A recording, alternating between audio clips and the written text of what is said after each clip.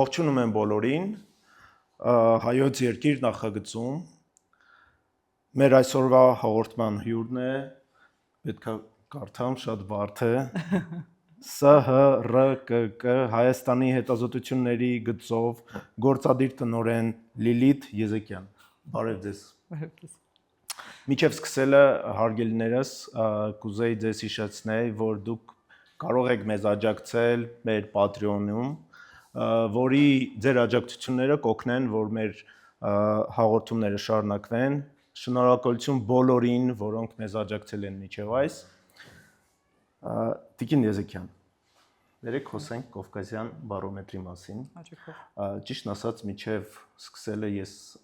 շատ եմ կարդացել Կովկասյան բարոմետրի մասին ու հետազոտություններին եմ հետևում։ Շատ հետաքրքիր է ոնց եք դուք այդ աշխատանքը տանում,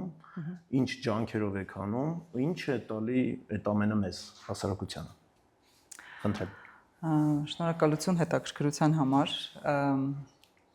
Կարծում եմ, որ ինչքան շատ հետաքրքրվեն Կովկասյան բարոմետրով, այդքան ավելի լավ կպատկերացնենք Կովկասյան երկրների հասարակության ընկալումները, հատկապես նաև Հայաստանի այդ տեսանկյունից ընկալումները։ Կովկասյան բարոմետրը ստեղծվել է 2004 թվականին, ավելի շուտ գաղափարը ծագել է 2002 թվականին։ 2002 եւ 2003 թվականներին մշակվում էր հարցաթերթը, իսկ 2004-ից սկսվել է հարցումների առաջին այսպես փուլը, որտեղ փորձարկվել է հարցաթերթը արդեն 2004-ին 2004-ից, այո 2004-ից մինչև 24 թվականը, 20 տարվա ընթացքում ունեցել ենք 16 ալիք Կովկասյան բարոմետրերի, այսինքն 16 անգամ է իրականացվել։ Վերջին 10 տարիների ընթացքում իրականացվում է 2 տարին մեկ անգամ, որովհետև համարվում է, որ ընկալումները այդքան արագ չեն փոխվում հասարակության մեջ, բայց քանի որ Հայաստանը որպես երկիր գտնվում է շատ տուրբուլենտ վիճակում վերջին գոնե 5 տարիների ընթացքում, ապա մենք նույնիսկ 2 տարիների ընթացքում տեսնում ենք բավականին լուրջ փոփոխություններ Կովկասյան բարոմետրի միջոցով։ Կներեք, իսկ կարելի է մի հարց, որ ճիշտ հասկանան Կովկասյան բարոմետրի կարևորությունը, երբ է Գելափը մտել Հայաստան, իսկ երբ է Կովկասյան բարոմետրը սկսել աշխատել Հայաստանում։ Ներողություն եմ խնդրում չիմանալու համար, տեղյակ չեմ Գելափը երբ է մտել Հայաստան։ Կովկասյան բարոմետրի ուժեղությունը կայանում է նրանում, որ մեթոդաբանությունը, քանի որ պահվում է նույնը, մեթոդաբանություն ասելով նկատի ունենք չափման գործիքը, հարցաթերթը եւ ընտրանքի մեթոդը 3 երկրներում, Հայաստան, Հարավային Կովկասի 3 երկրներում, Հայաստան, Վրաստան, Ադրբեջան, պահվում է նույնը, դա թույլ է տալիս համեմատություն իրականացնել 3 երկրների միջև։ Ցավոք սրտի 2014-ից Ադրբեջանում չի իրականացվում Կովկասյան բարոմետր, բայց մինչ այդ մեր երկրների տվյալները համադրելի են, որտեղ հարցաթերթերը համարյա 80%-ով համընկնում են, այնտեղ կան որոշակի երկրին բնորոշ տարբերություններ հարցաթերթում, ինչը բխում է նաև տվյալ պահին, տվյալ երկրի առաջնայնություններից ու այդ տեսանկյունից մենք ունենում ենք որոշակի տարբերություններ հարցաթերթերում, բայց այստեղ նաև կա համագործակցություն երկրների միջև հարցաթերթը մշակելիս, մենք դա անում ենք միասին։ Ես կներեք, ճիշտ եմ հասկանում, հիմա դուք անում եք մենակ Վրաստանի հետ։ Միայն Վրաստանի հետ, այո, հիմա միայն Վրաստանի հետ անում ենք միասին, ասեմ, որ մինչև գոնե 21 թվականին, ինչից որ ես եմ տեղյակ, Ադրբեջանի ՀՌԿԿ-ն դեռ հետազոտական ռեսուրսների Կովկասյան կենտրոնը դեռ մշակում էր հարցաթերթը մեզ հետ, այսինքն մենք ունենում էինք ընդհանուր քննարկումներ, բայց իրենք 14 թվականից չեն կարողանում իրականացնել իրենց պետությունում հետազոտությունների սահմանափակումների պատճառով։ Եվ տեղեկություն չունենք այլևս Ադրբեջանի հասարակության մասին, իրենց ընկալումների մասին, բայց կարող ենք հետևել, տեսնել, թե Վրաստանի եւ Հայաստանի հասարակությունները ինչպես են փոխվում։ Ինչպես ենք սա իրականացնում, արդեն մեթոդաբանության մասին ասեցի, մենք պիտի նաև նշեմ, որ մինչև 2012 թվականը այսպես ինստիտուցիոնալ ֆինանսավորում ենք ստացել Carnegie կորպորացիայից Նյու Յորքի, որի միջոցով իրականացնում ենք Կովկասյան բարոմետրը, դա նաև այն նախնական փուլն էր, որտեղ մշակվում էր հարցաթերթը, մեթոդաբանությունը դրվում էր ընդհանուր գծերի վրա։ Իսկ 12 թվականից հետո արդեն մենք ինքներս ենք փորձում ֆոնդ հայթայթում անել եւ ֆինանսավորել Կովկասյան բարոմետրը։ Ասեմ, որ Կովկասյան բարոմետրը մինչ այժմ ցիտվել է 2000-ից ավել անգամ, այսինքն տարբեր գիտնականներ, տարբեր ազգերի ներկայացուցիչ գիտնականներ տարբեր երկրներում, ովքեր հետաքրքրվում են Կովկասի հարցերով, Կովկասի խնդիրներով, իրենք ակտիվորեն օգտագործում են Կովկասյան բարոմետրը։ Նույնիսկ կան գիտնականներ, որոնք օգտագործում են կոնկրետ հարցեր Կովկասյան բարոմետրում, հենց դրա համար մենք վերաձևակերպելիս հարցերը շատ մտածում ենք երկար եւ մեր մոտ հարցաթերթի մշակումը տևում է 2-ից 3 ամիս միայն այդ պատճառով, որովհետեւ այնտեղ հեշտ չի հարց անել, հարց դնել, հարց վերաձևակերպել, նույնիսկ եթե մենք կարծում ենք, որ այս հարցը այդքան էլ ճիշտ չի ձևակերպած, այդքան էլ ճիշտ չի արտահայտում։ Այսպես եթե շատ չխորանամ այս ամեն ինչի մեջ, ընդհանուր առմամբ ուղղակի նշեմ, որ բավականին մանրակրկիտ եւ դետալային աշխատանք է իրականացվում հենց հիմքում այս ամբողջ հարցման, ինքը հենց դրանով է շատ կարևոր եւ ես կասեի նույնիսկ չասեմ ճշգրիտ, բայց գոնե պահված են ակադեմիական մոտեցումները հարցումների իրականացման եւ հենց դրա այդտեղ էլ մենք հանգիստ ենք եւ համոզված ենք, որ կարելի է համեմատել հարցումները ժամանակի մեջ եւ երկրների միջև։ Ինչպես նաեւ մենք համոզված ենք, որ այն ներկայացուցչական է մեր երկրների համար, որտեղ իրականացվել են Կովկասյան բարոմետրերը։ Հետաքրքիր է։ Եթե ժամանակն է կարող ենք անցնել ներկայացմանը Կովկասյան բարոմետրի, ասեմ, որ բարոմետրերի ընդհանրապես բարոմետր հարցաթերթերը իրենք իրականացվում են տարբեր տարածաշրջաններում, կա օրինակ աֆրիկյան բարոմետր, կա եվրասիական բարոմետր, կա եվրոպական բարոմետր, այսինքն ընդունված է ունենալ որոշակի հարցերի հավաքածու, որով փորձում ես չափել հասարակության ընկալումները տվյալ ժամանակահատվածում եւ ինչով են առանձնանում բարոմետրերը այլ տեսակի հարցաթերթերից, նրանով, որ փորձում են փակել հասարակությանը նկարագրող տարբեր թեմաներ։ Դուք ունեք ինչպես քաղաքական թեմաներին առնչվող հարցեր, այնպես էլ սոցիալ-մշակութային թեմաներին առնչվող հարցեր, մեդիային առնչվող հարցեր, տնտեսական թեմաներին առնչվող հարցեր, այսինքն դուք ստանում եք այսպես մի հատ նկարագրություն հասարակության տվյալ ժամանակահատվածում։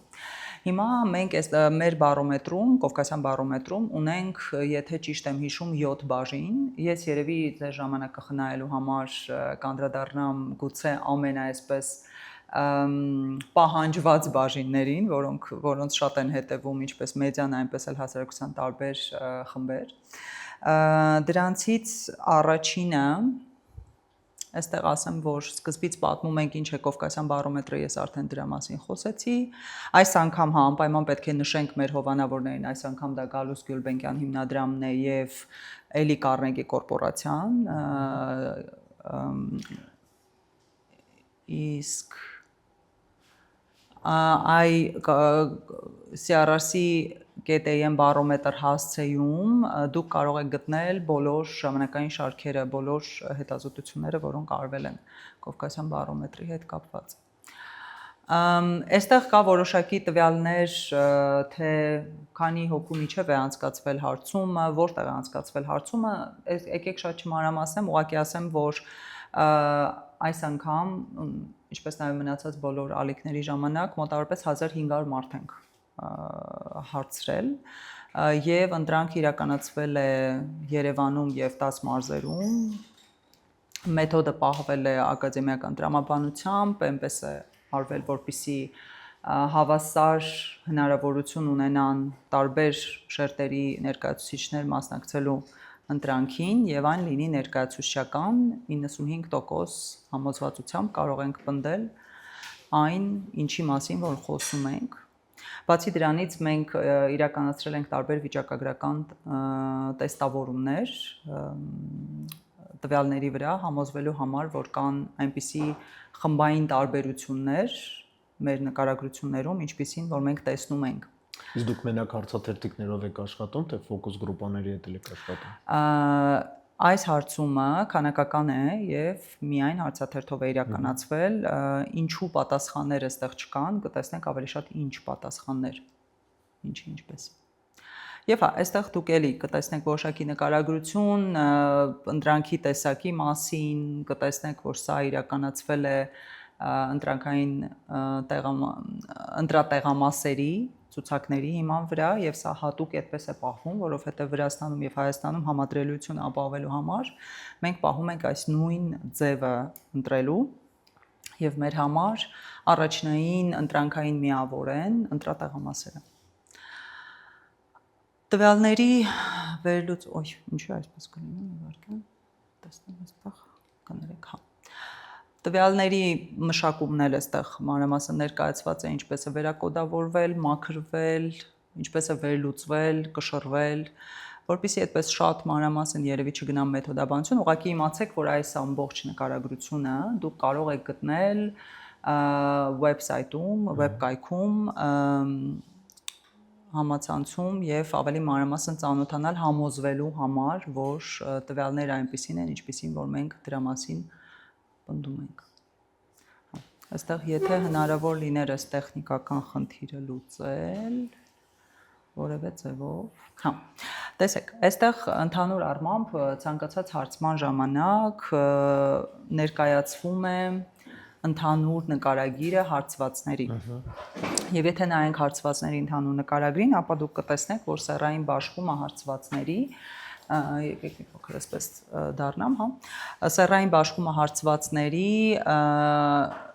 տղամարդ կին հարաբերակցությունը 31% մոտավոր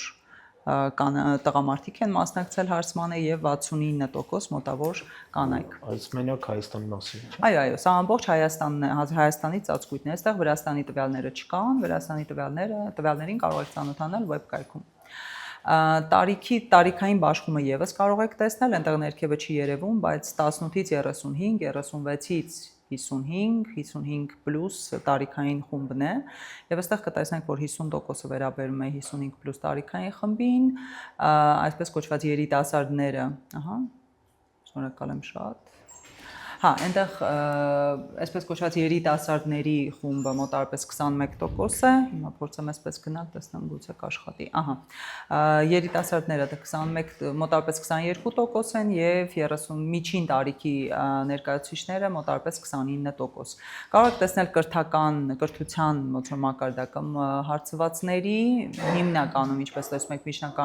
միջնակարգ կրթություն ունեցողներն են մոտ 35%-ը, երկրորդ մեծ խումբը բարձրագույն կրթություն ունեցողներն են մոտարպես 29% եւ միջին մասնագիտական կրթություն ունեցողները մոտարպես 26% եւ մարզային բաշխումն էլ Երևան քաղաքային գյուղական, ինչպես տեսնում եք, մոտավորապես 1/3-ի կարգի է եւ սա համապատասխանում է նաեւ մեր պաշտոնական վիճակագրությանը։ Ճիշտ եմ հասկանում, դուք բոլոր հարցաթերթիկները այս սահմաններով եք օգտագործում։ Այո, հարցաթերթիկը մեր համար մենք ոչ թե նայում ենք այսպես հարցաթերթիկ, այլ նայում ենք հարցված մարդ, որովհետև այդ հարցաթերթիկը մարդ է, այսինքն իր պատասխաններն են, եւ այստեղ 1561 մարդու նկարագիրն է, ովքեր մասնակցել են հարցմանը։ Սա հիմնականում ներկայացնում են այսպիսի տվյալներ ցույց տալու համար, թե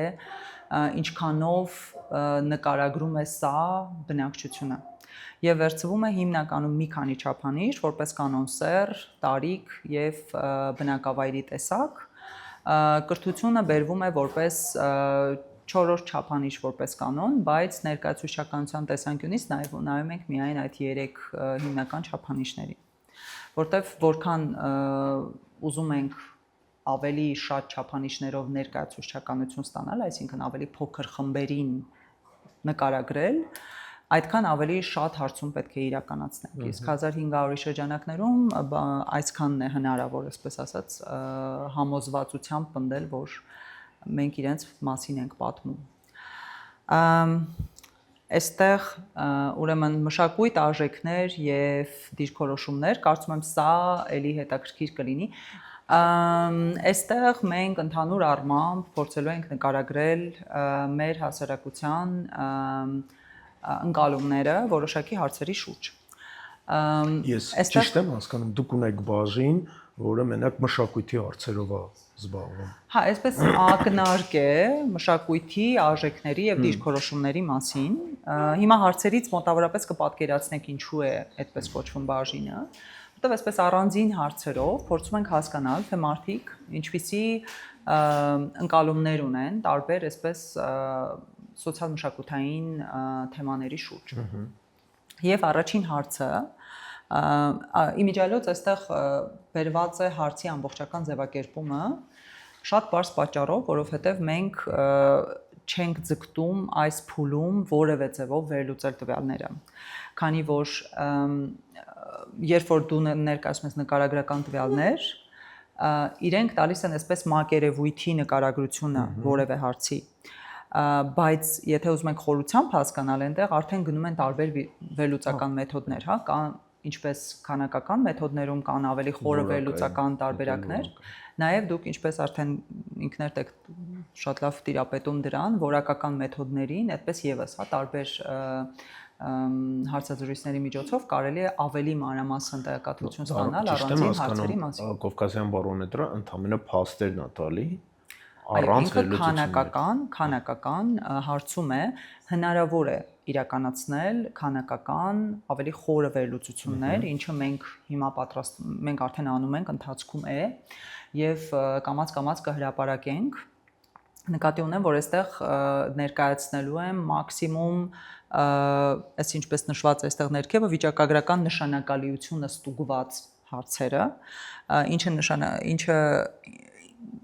նշանակում է, որ եթե դուք տեսնում եք այստեղ որոշակի տեսակարար կշիռներ, դրանց միջև տարբերություններ այո կան, դա ստուգված է։ Հակառակ դեպքում, նույնիսկ եթե լինում են տեսակարար կշիռներ, դա դեռ չի նշանակում, որ իսկապես այդ տարբերություններն առկա են, օրինակ այս սանդղակի տարբեր չափումների միջև։ Հիմա այստեղ ինչ է մեզ ասում այս հարցը, ասացեք խնդրեմ, թե ընդհանուր առմամբ որքան երջանիկ եք ձեզ զգում, սա ընդհանուր առմամբ մարդկանց զգացողություններն են երջանկության հետ կապված։ Եվ մենք իրենց տվել ենք հարցվողներին 1-ից 5 բալային սանդղակ, չափազանց դժբախտ եմ տարբերակից, մինչև չափազանց երջանիկ եմ տարբերակը։ Եվ ինչպես տեսնում եք, մեր բնակչության մոտ 39%-ը իրեն համարում է չափազանց երջանիկ, զգում է ամեն դեպքում իրեն չափազանց երջանիկ։ Ես նույնիսկ ասեի, որ եթե մենք վերցնենք, դուք ինչպես սոցիոլոգ կարող եք նույնիսկ ձեզ թույլ տալ վերցնել 3, 4, 5, չէ, բալերը, նշանակում է, որ մենք գրեթե 90%-ից մի փոքր պակաս, 89%-ը մեր բնակչության, 88 իրեն համարում է 3-ից 5 բալի չափով երջանիկ։ Սա իմիջիայլոց շատ հետաքրքիր։ Մեր հաղորդումը պետք է այս պահին ավարտենք։ Հակառակը ես կասեի, ձեր հաղորդումը շատ մեծ գործ ունի անելու, որովհետև սա եւ այսպես ավելի խորը գնալու, հասկանալու հարց է։ Բայց եթե դուք փորձեք հիմա նայել այս ամենին մի քիչ ավելի բարձունքից, հա, ձեր դեպքում այդպես էլ ասեմ, բարձունքից, փորձեք բոլոր հարցերին նայել նույն բարձունքից, դուք կստանաք մեր հասարակության այսպես զարկերակից եկող ինֆորմացիան իրականում։ Սա որ ամսվա հետազոտությունն է։ Հա, հետազոտությունը իրականացվել է 2024 թվականի օգոստոսից հոկտեմբեր, եթե ճիշտ եմ հիշում, այնտեղ վերևում նշված էր։ Մի վայրկյան, եկեք գնանք նայենք։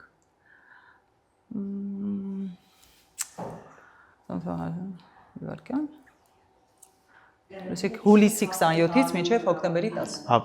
պրեզենտացիան հենց ավարտենք։ Հա։ Դուք երջանիկ չեք։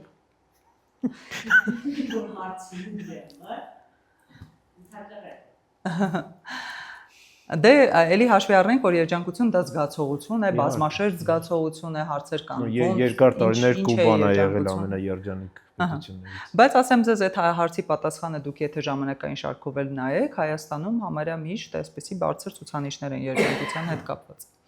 ինչը լրացուցիչ հետազոտության տեղ է տալիս։ Հաջորդ հարցը այս բաժնում։ Տարիքային խումբը ինչ է։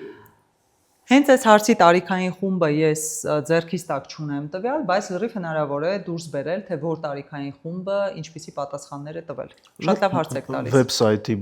Կովկասյան բարոմետրի վեբսայթում ես տեսել եմ կա ներկա Հա, այստեղ այսպես խաչում պետք է իրականացնել տարիքային խմբի եւ այս հարցի պատասխանողների լրիվ ռեալ է ձեր հարցին պատասխանել, ուղղակի ձեռքից տակ չունեմ այս պահին։ Անգիր չեմ հիշում։ Այսպես, հաջորդ հարցը խնդրում եմ նշեք, թե հետեւյալ պնդումներից յուրաքանչյուրը որքանով է նկարագրում ձեր զգացումները, եւ այստեղ ներկայացրել ենք 5 պնդումներ, եւ այս հարցը տարիներ շարունակ տրվել է։ Դրանով է նաև բավական հետաքրքիր հարց, որ համեմատենք ժամանակի մեջ, եւ տեսեք, այստեղ ունենք ուրեմն կամ բավականաչափ մարդիկ, ում ինձ մոտ եմ զգում, օրինակ մեկ պնդում, մեկ այլ պնդում, կան մի շարք մարդիկ, ում վրա կարող եմ հույս դնել, երբ խնդիրներ ունենամ, կան շատ մարդիկ, որոնց կարող եմ վստահել, ունեմ ընդհանուր դատարկության զգացում, եւ ես հաճախ ինձ մերժված եմ զգում։ Եթե վերցնենք այս պնդումների պատասխանի տեսակարար կշիռները 3 տարբերակով, նկարագրում է արդյոք, քիչ թե շատ նկարագրում է, թե չի նկարագրում, ապա եթե կարմիր գույնին հետևեք, կտեսնեք, որ մոտ 71%-ին մեր հարցվածների նկարագրում է այն, որ կան բավականաչափ մարդիկ, ում իրենց մոտ են զգում։ Եվ չի նկարագրում, ես հաճախ ինձ մերժված եմ զգում, մոտ 69%-ը ասել է, որ դա իրենց չի նկարագրում։ Այստեղ եւս դուք կարող եք ձեր համար հիմա նայել եւ տեսնել արդյոք հետաքրքիր ինչ որ համադրումներ եք տեսնում թե ոչ, բայց մենք այսպես աճման կարգով դրել ենք տարբերակները հեշտության համար։ Եկեք անցնենք առաջ, տեսնենք էլ ինչ հարց ենք տվել եւ էլի խոսում ենք վստահության մասին, հա, ու հարցնում ենք, թե Հայաստանում մարդկանց մեծամասնությունն արժանի է վստահության, թե մարդկանց հետ հարաբերություններում ավելորդ զգուշությունը երբեք չի խանգարի։ Այստեղ այս հարցը մենք որոշեցինք միանգամից ներկայացնել ժամանակային շարքով, որ դուք տեսնեք, թե 2010-ից մինչև 2024 թվականը իրականացված Կովկասյան բարոմետրերի ընթացքում ինչպիսի պատասխաններ ենք մենք ստացել եւ գունավորումների տարբերությունները հետևյալն է, որ կարմիրը ներկայացնում է մարդկանց մեծամասնությունն արժանի է վստահության տարբերակը, կանաչը դա չեզոքն է եւ մարդկանց հետ հարաբերություններում ավելորդ զգուշությունը երբեք չի խանգարի, ինչպես տեսնում եք 2010-ից ի վեր մարդիկ մեծամասամբ, հա, այստեղ ամենակիչը 2010 թվականին 47%, իսկ ամենաշատը 2011-ին եւ 2021-ին 62%-ը ասել են, որ մարդկանց հետ հարաբերություններում ավելորդ զգուշությունը երբեք չի խանգարի։ Դառնում է Հայաստանում վստահության ինդիկատորը բարձրացել է մարդկանց։ Տեսեք, հիմա դուք շատ լավ հարց եք տալիս։ Ես որպես հետազոտող եւ մեր թիմի բոլոր անդամներն էլ բոլորը միաձայն ձեզ կասեին հետեւյալ պատասխանը ձեր հարցին, որ սա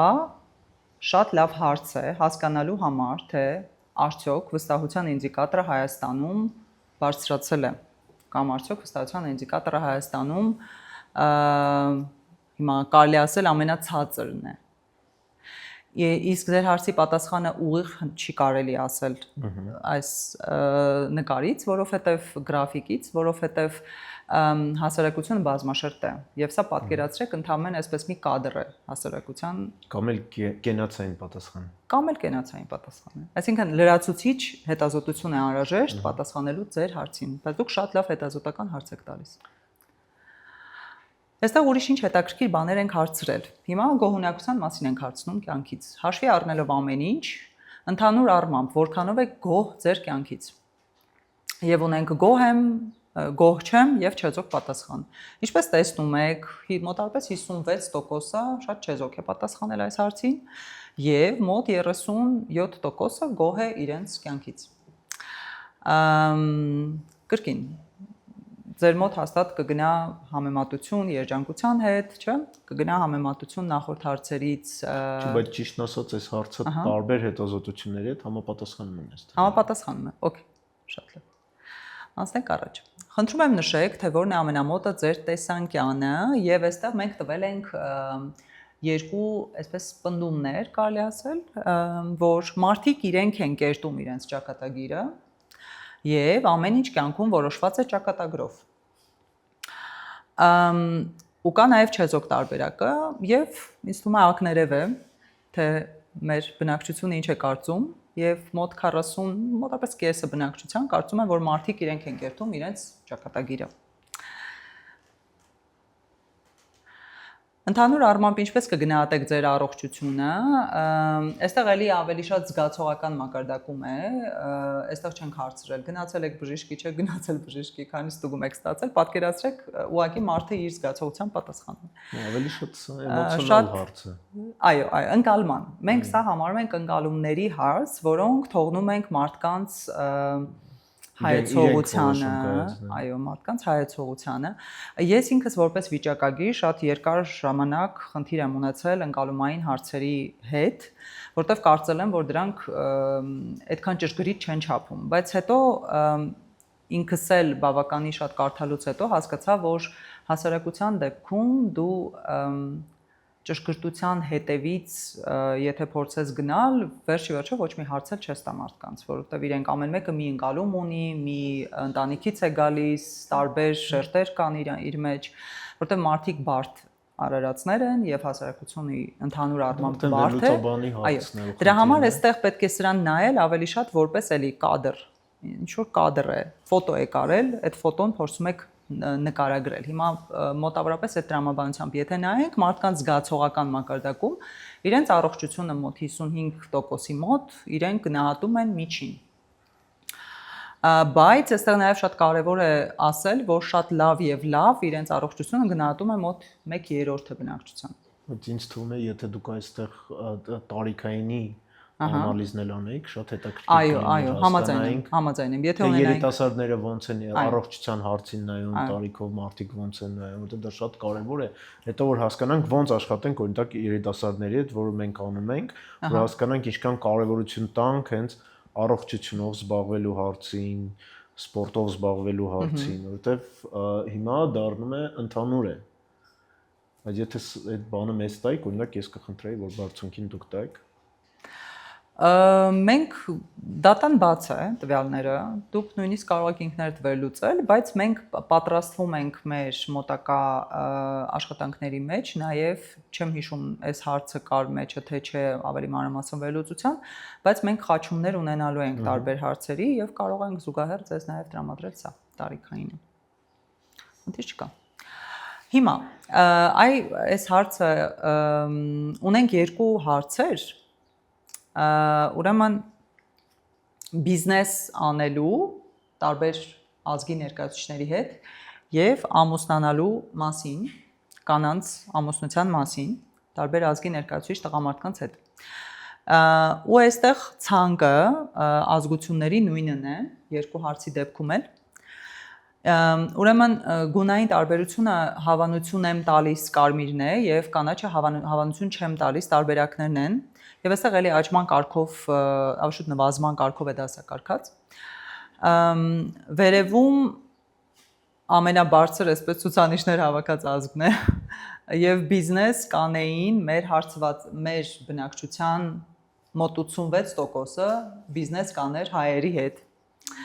Առաջին եռյակը ավելի շուտ, top 3-ը այսպես ասած, զբաղեցնում են ամերիկացիները, ֆրանսիացիները եւ հայերը։ 70%-ից ավել, 70-ից 86%, բայց ես ձեր ուշադրությունը նաև կգրավեի հաջորդ եռյակի վրա չինացիներ, իտալացիներ եւ գերմանացիներ 66-ից 67%, հետաքրքիր է նաև դրան հաջորդող եռյակը իրանցիներ, հնդիկներ եւ ռուսներ 60-ից 63%, էլի ցածր չի իրականում։ Եվ եթե 50%-ից վերև նայենք, ապա վրացիներն ու քուրդերը, եզդիները եւս կհայտնվեն ցուցակում։ Եվ ներքևի եռյակը ադրբեջանցիներն են, թուրքերը եւ հրեաները, սակայն հրեաները մոտ 32% են կազմում, ինչը էլի իմ կարծիքով քիչ չի, այսինքն ես այստեղ ավելի շատ ներքևի երկուսին կնայի, որտեղ ամենացածր ցուցանիշները հավաքել են ադրբեջանցիներն ու թուրքերը 7-ից 13%։ Այսինքն ասեցի հավանություն տալու պահը, հա, այդ մյուս կտորը հավանություն չտալն է։ Հիմա դե սոցիոլոգիայում դուք ինձնից հաստատ ավելի լավ գիտեք, որ սա մոտ այսպես հեռավորության մասին է խոսում։ Բիզնես կարող ես անել մի քիչ քեզնից ավելի հեռու գտնվող մարդու հետ, ամուսնանալ, թույլ կտաս կնոջը, մի քիչ ավելի մոտ, եթե թողնես, հա։ Հիմա տեսեք, այստեղ ինչպես է փոխվում այս ազգերի ցուցանիշները, երբ որ մենք հարցնում ենք կանանց ամուսնության մասին նրանց հետ, եւ առաջի եռյակը այսպիսի դասավորվածություն ունի հայեր, ֆրանսիացիներ եւ ռուսներ։ Բայց ես օրինակ ձեր ուշադրությունը այստեղ կգրավեի այն փաստի վրա, որ ֆրանսիացիները եւ ռուսները 40-ից 45% են կազմում, այդքան է մեր բնակչության 40-ից 45%-ն է հավանություն տալիս այս տարբերակներին։ Եվ եթե նայենք 32-ից 39% 1/3-ի հա մոտավորապես հավանություն տալուն, ապա կտեսնենք արդեն վրացիներ, գերմանացիներ, ամերիկացիներ, իտալացիներ։ Եվ ներքևի երկու տեղերում էլի ադրբեջանցիներն ու թուրքերն են։ Բայց այստեղ միանգամից տեսնում եք, չէ՞, ցուցանիշների կտրուկ, այսպես նվազում արդեն գնում է հեռավորության տեսանկյունից։ Հարց տամ, ուղղակի դա չէ, ներքևից երրորդը ասորիներն են։ Արաբները, ներքևից երրորդը արաբներն են, եւ ասեմ, որ իրանցիները եւ արաբները մոտավորապես նույն ցուցանիշներով են, 16-17%։ Ճիշտ ասած շատ լավ հարց է, ճիշտ ձևի ձևավորված, որովհետև պատասխանից հասկանում ես, որ համ էմոցիոնալ, համ ռացիոնալ պատասխան է, որովհետև առաջի երևի 5-ը 7-8-ը դա ինքը էկզոտիկ պատասխան է, որովհետև իրանք չեն էլ մտածում դրա մասին, ամերիկացի կլինի կամ իտալիացի կլինի, էկզոտիկ պատասխան է իրանց համար, բայց մնացածը լիովին մեր զգացողությունների հետ համապատասխանում է։ Էլի լավ հետազոտական հարց եք տալիս, որը կարելի է մի փոքր ավելի մանրամասն։ Քրոջական ազդեցությունները երևի Շատ հնարավոր է, շատ հնարավոր է։ Սակայն երասարակությունը շատ առողջ է։ Ամեն դեպքում հա, կարելի է ձեր այդ բոլոր հարցերը հետազոտել ավելի մանրամասն, հասկանալու համար առողջ է հասարակությունը թե ոչ, կապ ունի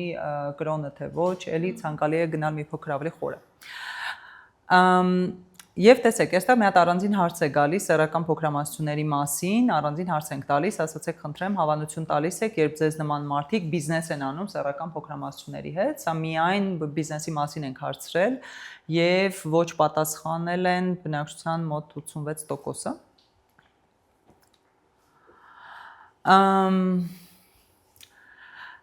Եվ այստեղ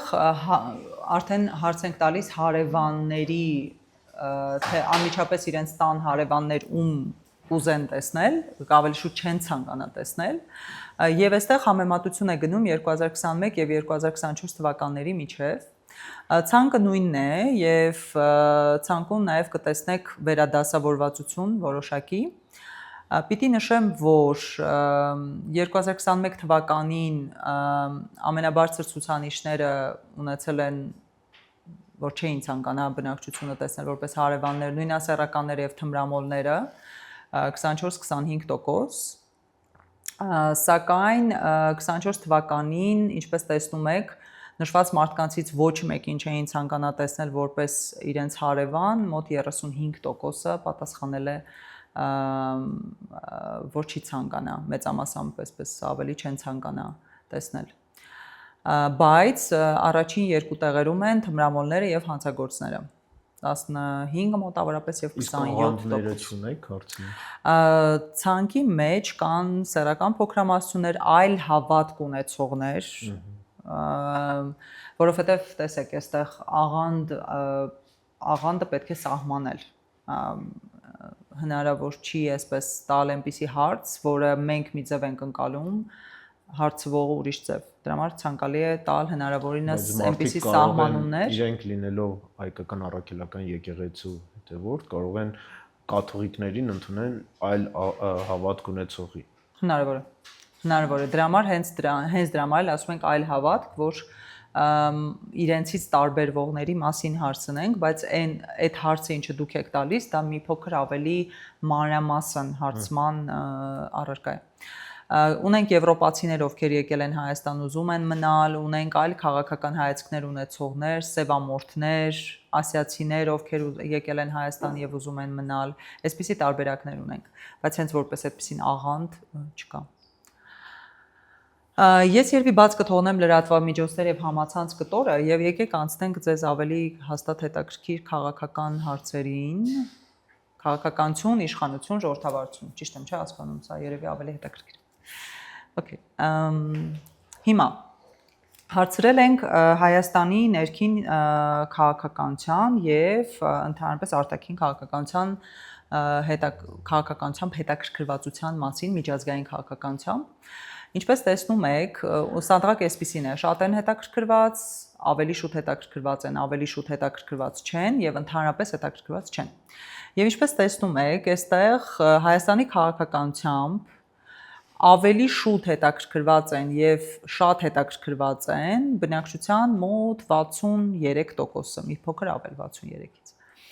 Իսկ միջազգային քաղաքականությամբ ավելի շուտ հետաքրքրված են կամ շատ հետաքրքրված են մոտ 50%, այսպես կարելի ասել, իվարկան ճիշտ հաշվեմ, չէ, 40-45% երևի մոտավորապես։ Այսպիսին է տարբերությունը եւ միջազգային քաղաքականությամբ ընդհանրապես հետաքրքրված չի 1/3-ի կարգի մեր բնակչության։ Այնուհետև այստեղ մի հետաքրքիր հարց կա Հայաստանի առջև ծառացած 5 ամենակարևոր խնդիրների մասին։ Մենք կարևորել ենք այստեղ ցույց տալ 2019, 21, 24 թվականների տարբերությունները, որտեղ վերադասավորումներ կան սանդղակում, ավելի շուտ ցանկում վերադասավորումներ կան, եւ ինչպես տեսնում եք 2019 թվականին համար առաջին խնդիրը եղել է գործազրկությունը, 2021-ին համար առաջին խնդիրը երկրում խաղաղության պակասը, եւ երկրում խաղաղության պակասը մնացել է նաեւ 2024-ին, ընդ որում ավելացել է նաեւ 41-ից դառնալով 44%։ Բնակչության այսքան տոկոսը համարում է, որ դա շատ կարևոր խնդիր է, ամենակարևոր խնդիրն է Հայաստանի համար։ Եվ այլ խնդիրների մեջ դուք կարող եք տեսնել աղքատություն, չլուծված տարածքային կոնֆլիկտներ, քաղաքական անկայունություն, այնտեղ 2021-ին նաև բանակի հզորացումն է առաջին հնգյակի մեջ, զինված ուժերի զարգացման բացակայությունն է առաջին հնգյակի մեջ օրինակ։ Այսպես մի փոքր պատկերացում ենք ստանում մարդկանց անհանգստացնող հարցերի մասին։ Այժմ անդրադառնանք մարդկանց մոտեցմանը, թե արդյոք ճիշտ ուղղությամբ են գնում։ Այս գրաֆիկում դուք տեսնում եք միայն ճիշտ ուղղության պատասխանները, կարող եք ենթադրել արդեն, որ սխալ ուղղությամբ պատասխանել է այն մյուս 100-ից հանած, այսքան տոկոս։ Եվ այստեղ ունենք այսպես 19 թվականին պիկ 67%-ը բնակչության համարել է, որ ճիշտ ուղղությամբ ենք գնում։ Ես հասկանում եմ, որ ձեզ մոտ շատ բնական հարց է առաջանալու 2018 թվականի հեղափոխության հետ կապի հետ կապված։ Ուղղակի այստեղ մի փոքր կուզեմ ձեզ կանգնեցնել այդտեղ շատ արագ հետևություններից, որ նմանատիպ պատասխաններ տեսնելու դեպքում սա ընդհանրապես նշանակում է, որ արժի մի փոքր ավելի շատ նայել այս հարցին, ավելի շատ ուսումնասիրել, հասկանալու համար կան արդյոք կապեր, ասենք հեղափոխության եւ մարդկանց ընկալման, որ մենք գնում ենք ճիշտ ուղղությամբ։ Այժմ ձեզ կներկայացնեմ մի քանի պնդումներ, ավելի շուտ 5 պնդումներ,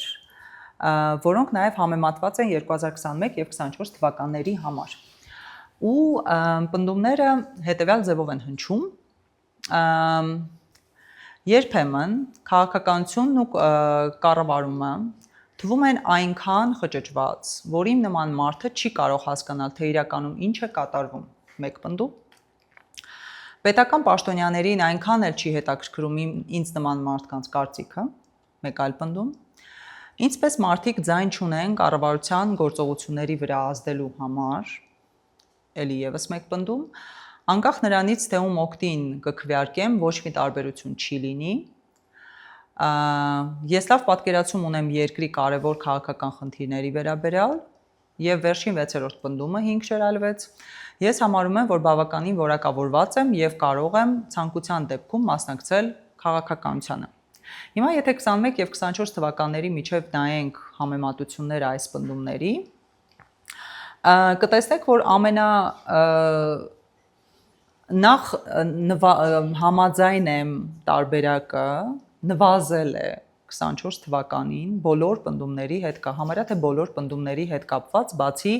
ես լավ պատկերացում ունեմ երկրի կարևոր քաղաքական խնդիրների վերաբերյալ։ Տեսեք, այս պնդման հետ արդեն մոտ 40%-ն է համաձայնել, չեզոք են արտահայտվել 15%-ը մոտավորապես եւ համաձայն չեն 45%-ը, իսկ 21 թվականին 49%-ը, այսինքն այստեղ մի փոքր տատանում կա արդեն պատասխանների մեջ։ Եվ եթե նայենք մյուս պնդումներին, ապա մենք շատ ավելի քիչ տարբերություն ունենք, համարյա նույն բաշխումը ունենք, անկախ նրանից թե ում օգտին կքվեարկեմ, ոչ մի տարբերություն չի լինի։ Այստեղ համաձայնողները մոտ 44-45% են երկու տարիներին էլ, իսկ չեզոք պատասխանը մի փոքր ավելացել է 2024 թվականին, եթե այսպես փորձեմ նկարագրել։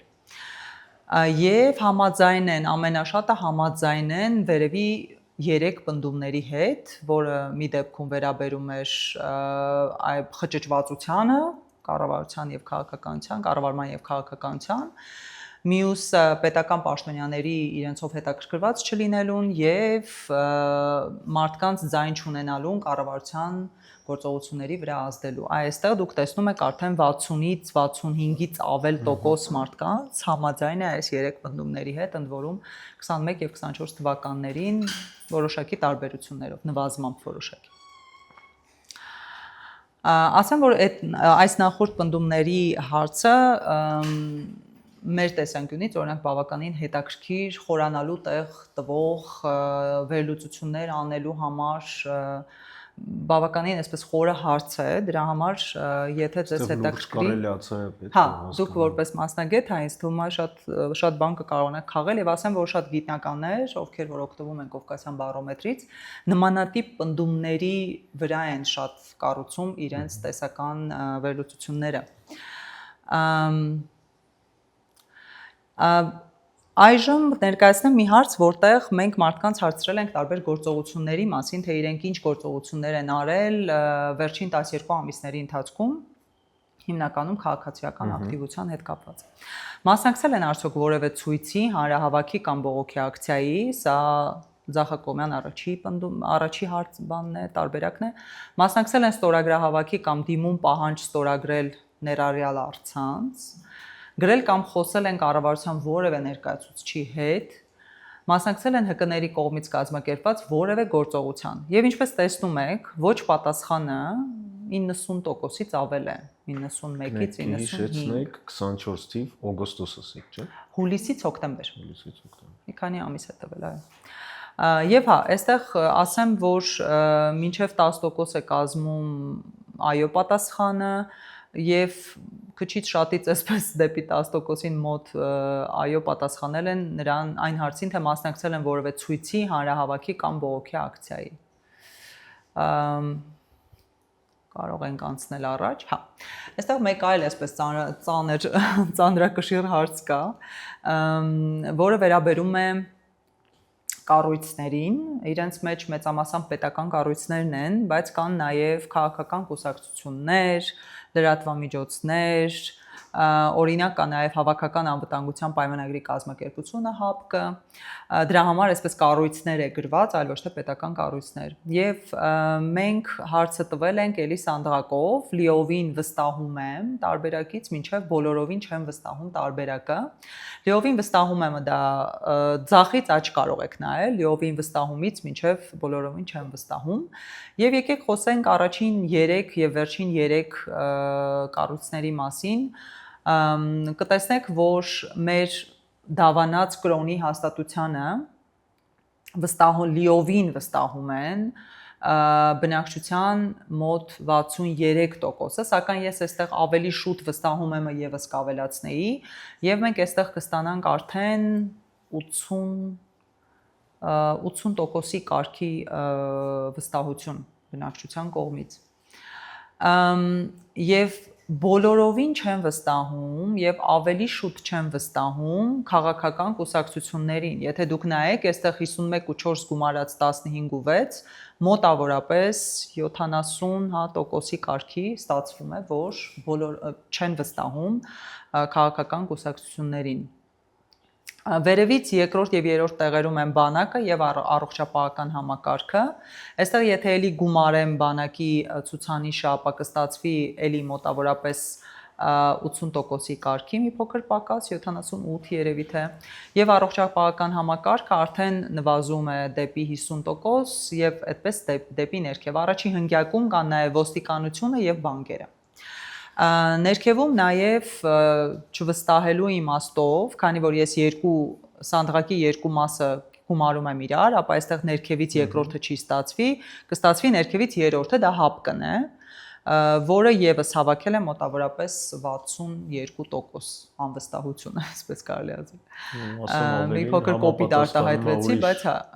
ավելի շուտ այդ երկու կտորը, հա, բոլորովին չեմ վստահում, ավելի շուտ չեմ վստահում հապկին։ Ազգային ժողովը եւս 62%-ի կարգի է, այդ երկու սանդղակի երկու մասի իրար գումարելու դեպքում։ Այո։ Ավելի բոլորովին չեմ վստահում եւ ավելի շուտ չեմ վստահում տարբերակները։ Եվ այստեղ եթե նայենք էլի այդ երկու տարբերակների միացմամբ, երրորդ տեղում կստանանք ազգային ժողով, արդեն ասեցի, չորրորդ տեղում կստանանք մի վարքյան, գալիս է ՆԱՏՕ-ն իմիջիայլոց 13.2 + 38, այսինքն այստեղ նաև այդպես կարող եք մի փոքր վերլուծել, որովհետև այդ տարբերակով որ նայում եք, մի փոքր պատկերը փոխվում է։ Ու ճիշտ ասած համապատասխանում է ուրիշ հետազոտությունների։ Կառավարությունը որ հատվածում է։ Կառավարությունը հիմա գտնենք մի վարքյան։ Գործադիր իշխանություն, վարչապետ, նախարարներ միասին, չվստահելը մոտավորապես 53% է, 54, իսկ վստահությունը մոտավորապես 27%։ Եթե բաժանեին գործադիր իշխանությունը մեկ էլ վարչապետ նախարարություն կամ վարչապետ առանձին, թվերը լրիվ ուրիշ կլինեին։ Այսպես ասեմ, քանի որ վստահության հարցը եւս շատ ընկալումներով պատված հարց է, մենք արդեն կարող ենք մեր մտքում ունենալ, որ վարչապետը լինելով առաջին դեմքը, այսպես կառավարության, իր նկատմամբ վերաբերմունքը երևի ամենամեծ ազդեցությունն ունի այս ցուցանիշների, որքան է ազդեցությունը դժվարանում եմ ասել, որտեղ մաքուր չի հարցը տրված, բայց մյուս կողմից էլ այսպիսի սանդղակներում ցանկերը կազմելուց մենք միշտ նայում ենք սահմանված տարբերակներին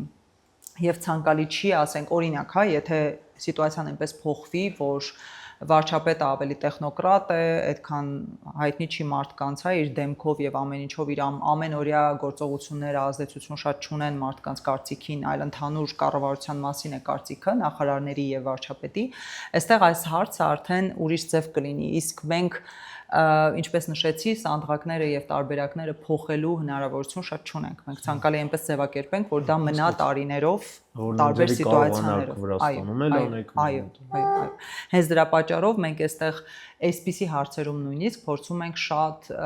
զգուշ լինել եւ սպეციფიկ ժամանակի համար սպეციფიկ կամ առանձին վարչապետների կամ առանձին նախարարների համար կամ առանձին քաղաքական գործիչների համար սպეციფიկ հարցեր քիչ տալ։ Հետո չփչացնելու համար տվյալները։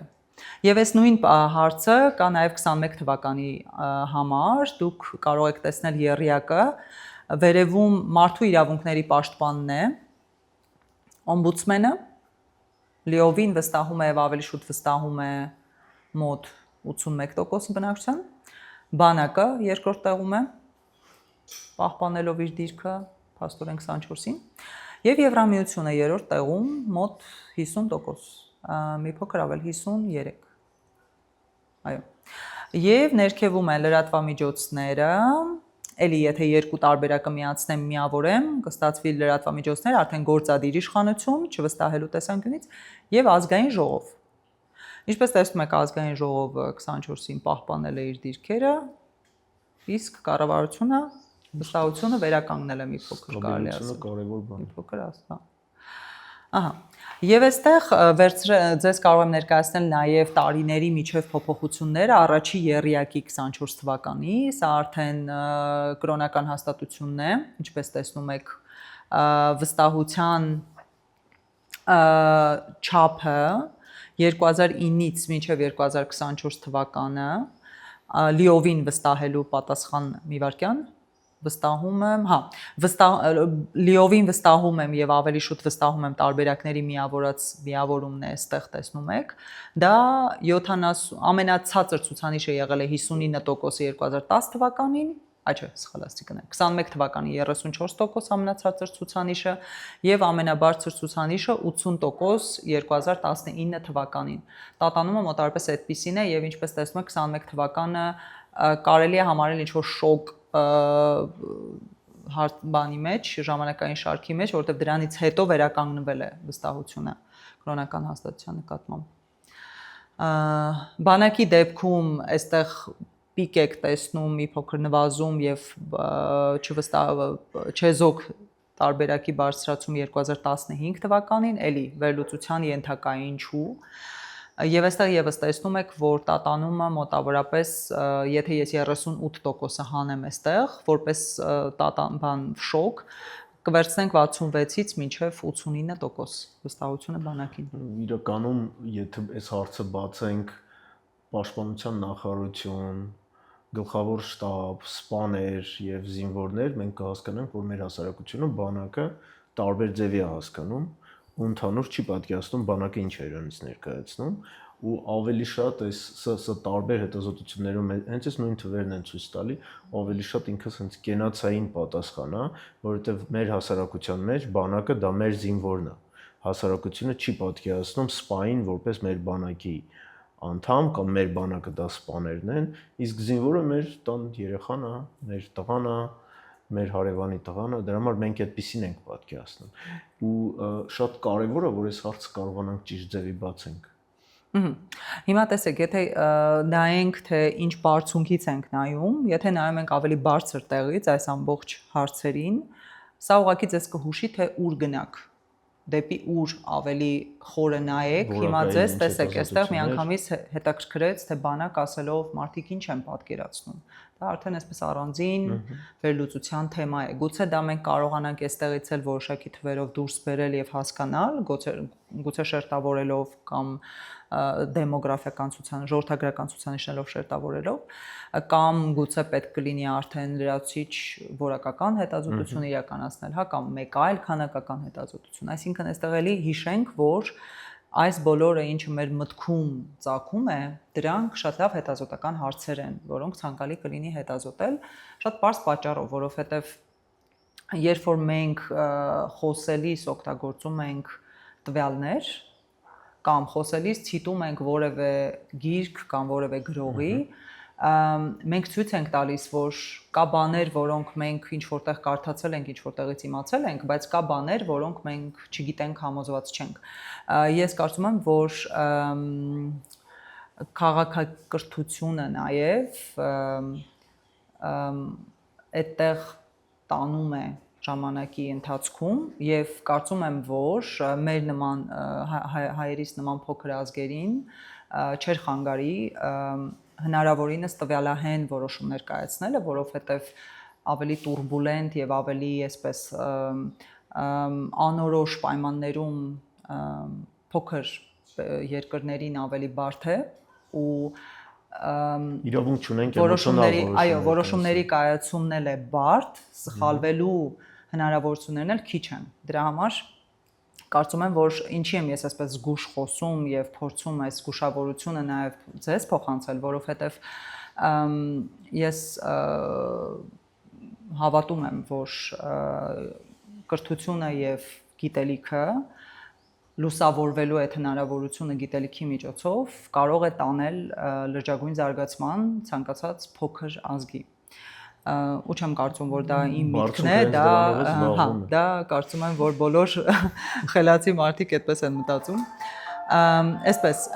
առողջապահական համակարգի նկատմամբ վստահությունը,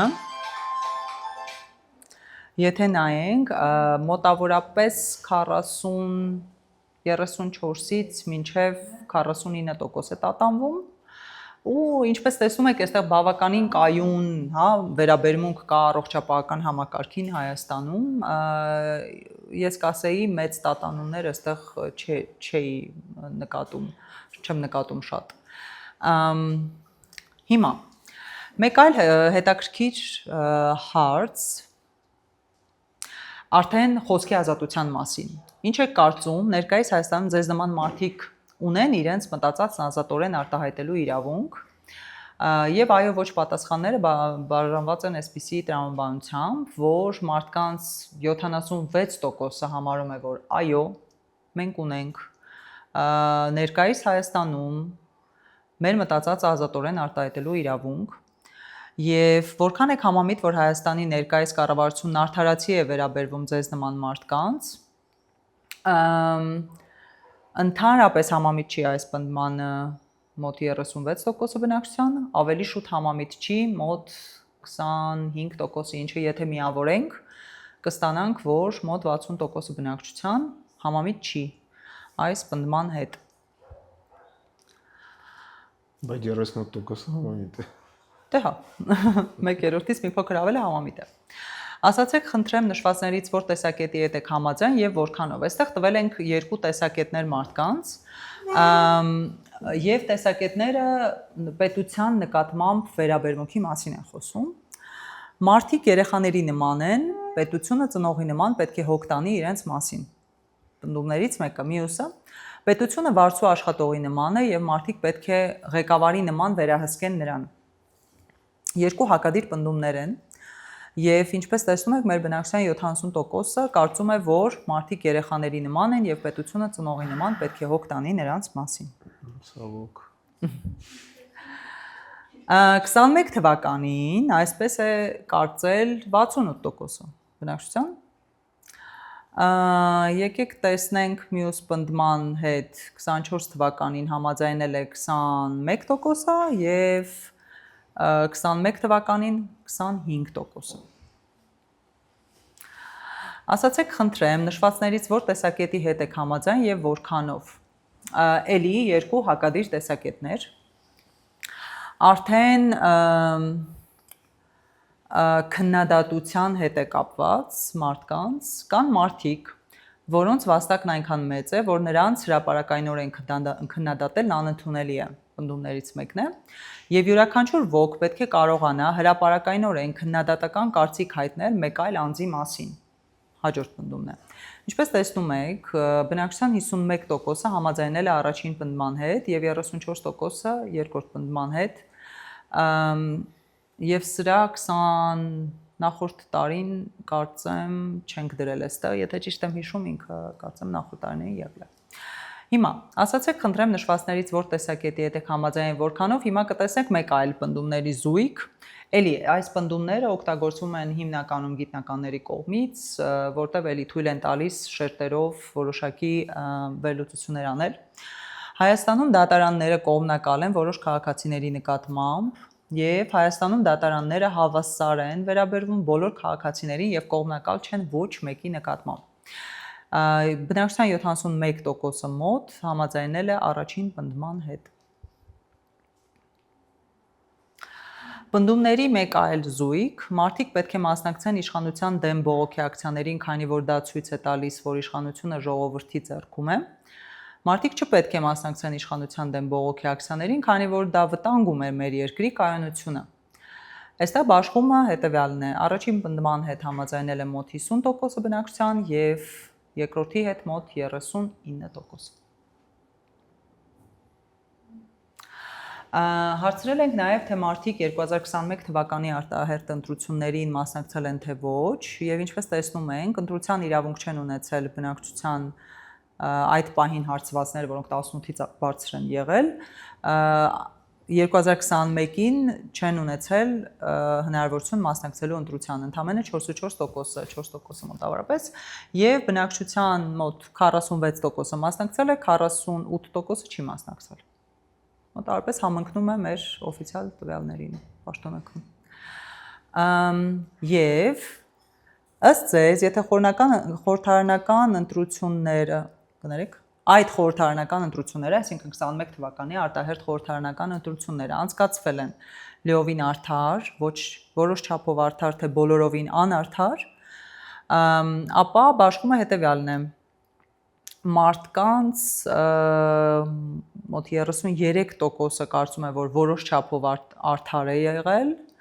եւ 22%-ը, որ լիովին արդար։ Եթե միավորենք սա, մեզ թույլ տանք այդպես անել, ապա 50%-ից ավել է բնակչության, 55%-ը 21 թվի ընտրությունների մասին։ Այո, հարցրել են 24 թվականին, 21 թվականի ընտրությունների մասին։ Եվ այստեղ արդեն հարցնում ենք, այս հարցը շատ տարածված է տարբեր հարցումների ժամանակ, թե եթե գալիք Կիրակի օրը լինեին ընտրությունները կմասնակցեիք, թե ոչ, տեսնում եք, որ միանշանակ կմասնակցեր բնակչության 45%-ը եւ միանշանակ չէր մասնակցի 34%-ը մոտ։ Էլի ինչ որտեղ կարելի է ամենայն հավանականությամբ կմասնակցեի, կգումարել միանշանակ կմասնակցեիքին եւ ստանալ մի փոքր ավելի բարձր ցուցանիշ, դա մոտավորապես 50-60%-ի կարգի է ստացվում։ Հիմա այստեղ կտեսնենք մի քանի հարցեր, որոնք վերաբերում են անդամակցությանը տարբեր կառույցների։ Առաջին հարց վերաբերում է թե որքանով հավանություն կտային հարցվածները, այսինքն մեր բնակչությունը Հայաստանի անդամակցությանը ՆԱՏՕ-ին, եւ այստեղ տեսնում եք տարբեր գույներով նշված են 21 եւ 24 թվականները, կանաչով նշված է 21-ը, 24-ը նշված է նարնջագույնով։ Եվ ձեր ուշադրությունը կուզեի հրավիրել, որ չեզոք պատասխանը որոշ չափով հավանություն կտայի, որոշ չափով չէի տա, նվազել է 29%-ից մինչև 22%, եւ ավելացել է բոլորովին հավանություն չէի տա տարբերակը 19%-ից մինչև 27%։ Եթե նայենք անդամակցությանը Եվրամիությանը Հայաստանի, ապա այստեղ չեզոք պատասխանը կրկին նվազել է 32-ից մոտավորապես մինչև 20% եւ աճել է լիովին հավանություն կտային 16-ից մինչև 21% եւ բոլորովին հավանություն չէի տան 12-ից մինչև 20%։ Ինչ կարելի է այստեղ ասել իրականում, որ դեռ չի կարելի պնդել, բայց հուշում է այս պատասխանները, որ մարդկանց մոտ կողմնորոշումը բարձրացել է, այսինքն երբ որ դուք տեսնում եք չեզոք պատասխանների նվազում, նշանակում է, որ մարդիկ դիրքորոշում են ունենում որոշակի հարցերում, եւ դուք կարող եք նկատել, որ 21-ից 24 ընթացքում մարդկանց մոտ ավելի կողմնորոշվածությունը բարձրացել է այս հարցում ամեն դեպքում։ Հավանություն կտայի կարծոք, որ Հայաստանը շարունակի անդամակցել Եվրասիական տնտեսական միությանը ԵԱՏՄ-ին, ապա այստեղ տեսեք նորից չեզոք պատասխանը 27-ից նվազել է 17% եւ հավանություն չէին դա ավելացել է 14%-ից մոտ 32%։ Ավելացել է նաեւ ավելի շուտ հավանություն չէի դա տարբերակը 7-ից 12%։ Սա արդեն Միութենական Հանրապետության մասին ենք հարցնում, Միութենական պետության մասին ենք հարցնում, Ռուսաստանի Դաշնության եւ Բելարուսի հետ միասին, արդյոք հավանություն կտային անդամակցելուն կամ դառնալու մաս, այստեղ արդեն նկատելի, չասեմ կտրուկ, բայց բավականին նկատելի է բոլորովին հավանություն չէի տա պատասխանի աճը 21-24 թվականին 29-ից մոտավորապես 30%-ից 56% է աճել։ Հասանք մեկ այլ հետաքրքիր զույգի պատասխանների, հարցերի, թե ում են համարում մեր հարցվածները, այսինքն մեր բնակչությունը մեզ բարեկամ երկրներ եւ թշնամի երկրներ, հաջորդ հարցը լինելու է թշնամի երկրների մասին։ Եվ այստեղ տվել ենք ժամանակային արդեն շարք 2013-ից 2024։ Կարող եք տեսնել, որ Ռուսաստանի ցուցանիշները 83%-ից նվազել են 14% եւ ամեն հարցման ժամանակ ավելի ու ավելի են նվազել։ Իսկ 21-ից 24 թվականներին կտրուկ այսպես աճ է գրանցել Ֆրանսիան 12-ից բարձրանալով մինչև 36%, 36-37, բայց նաև այստեղ պետք է նկատել, որ ոչ մի տարբերակը եւս 18%-ից բարձրացել է 27%։ Իսկ եթե հարցնենք, թե որ երկիրն է Հայաստանի հիմնական թշնամին այժմ, կտեսնենք, որ այստեղ առաջին, այսպես ամենաբարձր ցուցանիշը Ադրբեջանի մոտ է 66-ից 56%, մի փոքր նվազում կա, կարելի ասել, մի փոքր չէ, 10%-ային կետով քիչ չի։ Բայց 21 թվականին նկատեք, որ մոտեցել են Թուրքիան եւ Ադրբեջանը, 46% է կազմել ամեն մեկի տեսակարգ կշիռը։ Շատ հետաքրքիր է դառնում 21 թվին մեր մոտ ընկել է դեպի Ադրբեջան հարաբերությունը որպես թշնամի։ Քաղաքացիները թե հացադրված այնպես, որ պետք է ընտրեն կամ Թուրքիան կամ Ադրբեջանը։ Հարցը տրվել է նշել են երկրներ եւ ընտրվել է ամենաբարձր ցուցանիշներ ունեցող երկրները։ Եվ այս երկու երկիրը ամենաբարձր ցուցանիշներն ունեն։ Այլերը տեսեք, այստեղ բարձր չի, դրա համար այստեղ ինչ-որ տոկոս է գնում։ Հիմա տեսեք։ Մեկ այլ հետաքրքիր հարց, թե Հայաստանի զարգացման համար որ երկիրը կարող է օրինակ ծառայել։ Եկեք նայենք առաջին եռյակին, բայց այստեղ իրականում առաջին եւ երկրորդ տեղերը զբաղեցնողները տարբերությունը բավականին մեծ է, նկատելի մեծ է, Ֆրանսիա, ԱՄՆ,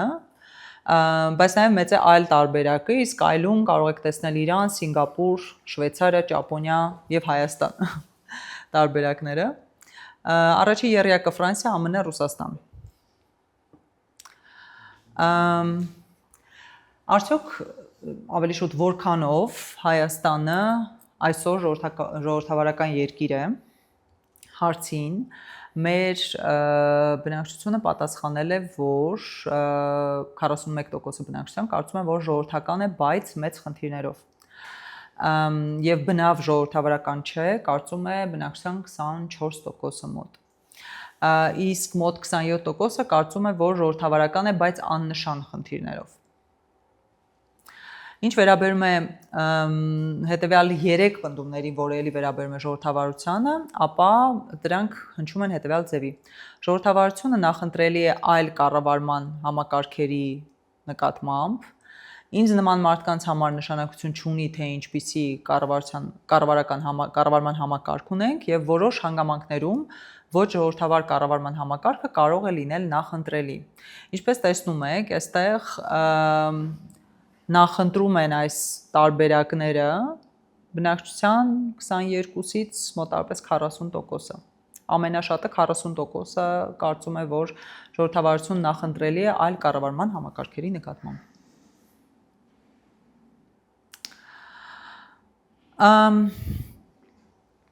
Այստեղ ունենք ի վերջո Հայաստանում ամեն ինչ լավ կլինի։ Իրավիճակը Հայաստանում երբեք չի լավանա։ Տարբերակները կապույտ գույնով տեսնում եք ի վերջո Հայաստանում ամեն ինչ լավ կլինի եւ ինչպես տեսնում եք 17-ից 24 թվականին 47%-ից աճել է մինչեւ 76% մարդկանց տեսակարգ կշիռը։ Հա, իմ համար էլ շատ հետաքրքիր է հարցը։ Բայց եթե կարելիացա տանեն երջանկության հետ, դառնում լրիվ լավ է։ Տեսնում եք։ Այսինքն հա, այստեղ առաջի բանը, որ մարդկանց մտքով անցնում է, որ մարդկանց մոտ հույսը կա, հույսը մնում է, մարդիկ իրենց ինչ-ինչ ձևերով երջանիկ են զգում, հա, բայց էլի փորձենք մի փոքր ավելի շատ վերլուծել դա։ Հասակ կուսակցությունների հարցին, թե որ կուսակցություններն ենք համարում ամենամոտը, մարդիկ որ կուսակցություններն են համարում իրենց ամենամոտը, եւ այստեղ էլի ունենք համեմատություն 21 եւ 24 թվականների միջեւ։ Եկեք համեմատենք առաջին տեղում գտնվող քաղաքացիական պայմանագիր կուսակցությունը, եւ այստեղ ցուցանիշը հետեւյալն է, որ 22%-ը 21 թվականին համարել է իրեն իրեն ամենամոտը ԿՊ-ն, իսկ 15%-ը 24 թվականին, սակայն այստեղ ուշագրավ է չկա այդպիսի կուսակցություն պատասխանը, որը աճել է 43%-ից 55%։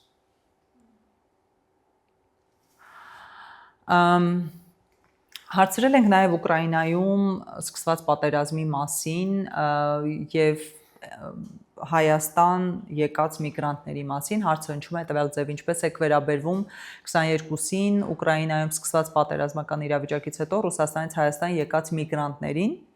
ու այստեղ տեսնում ենք, որ ամենաբարձր տեսակարգշիռն ունի ոչ դրական, ոչ բացասական պատասխանը, մոտ 35%, սակայն շատ դրական եւ ավելի շուտ դրական, քան բացասական պատասխանները միավորված ունեն 45-ի կարգի, 47%։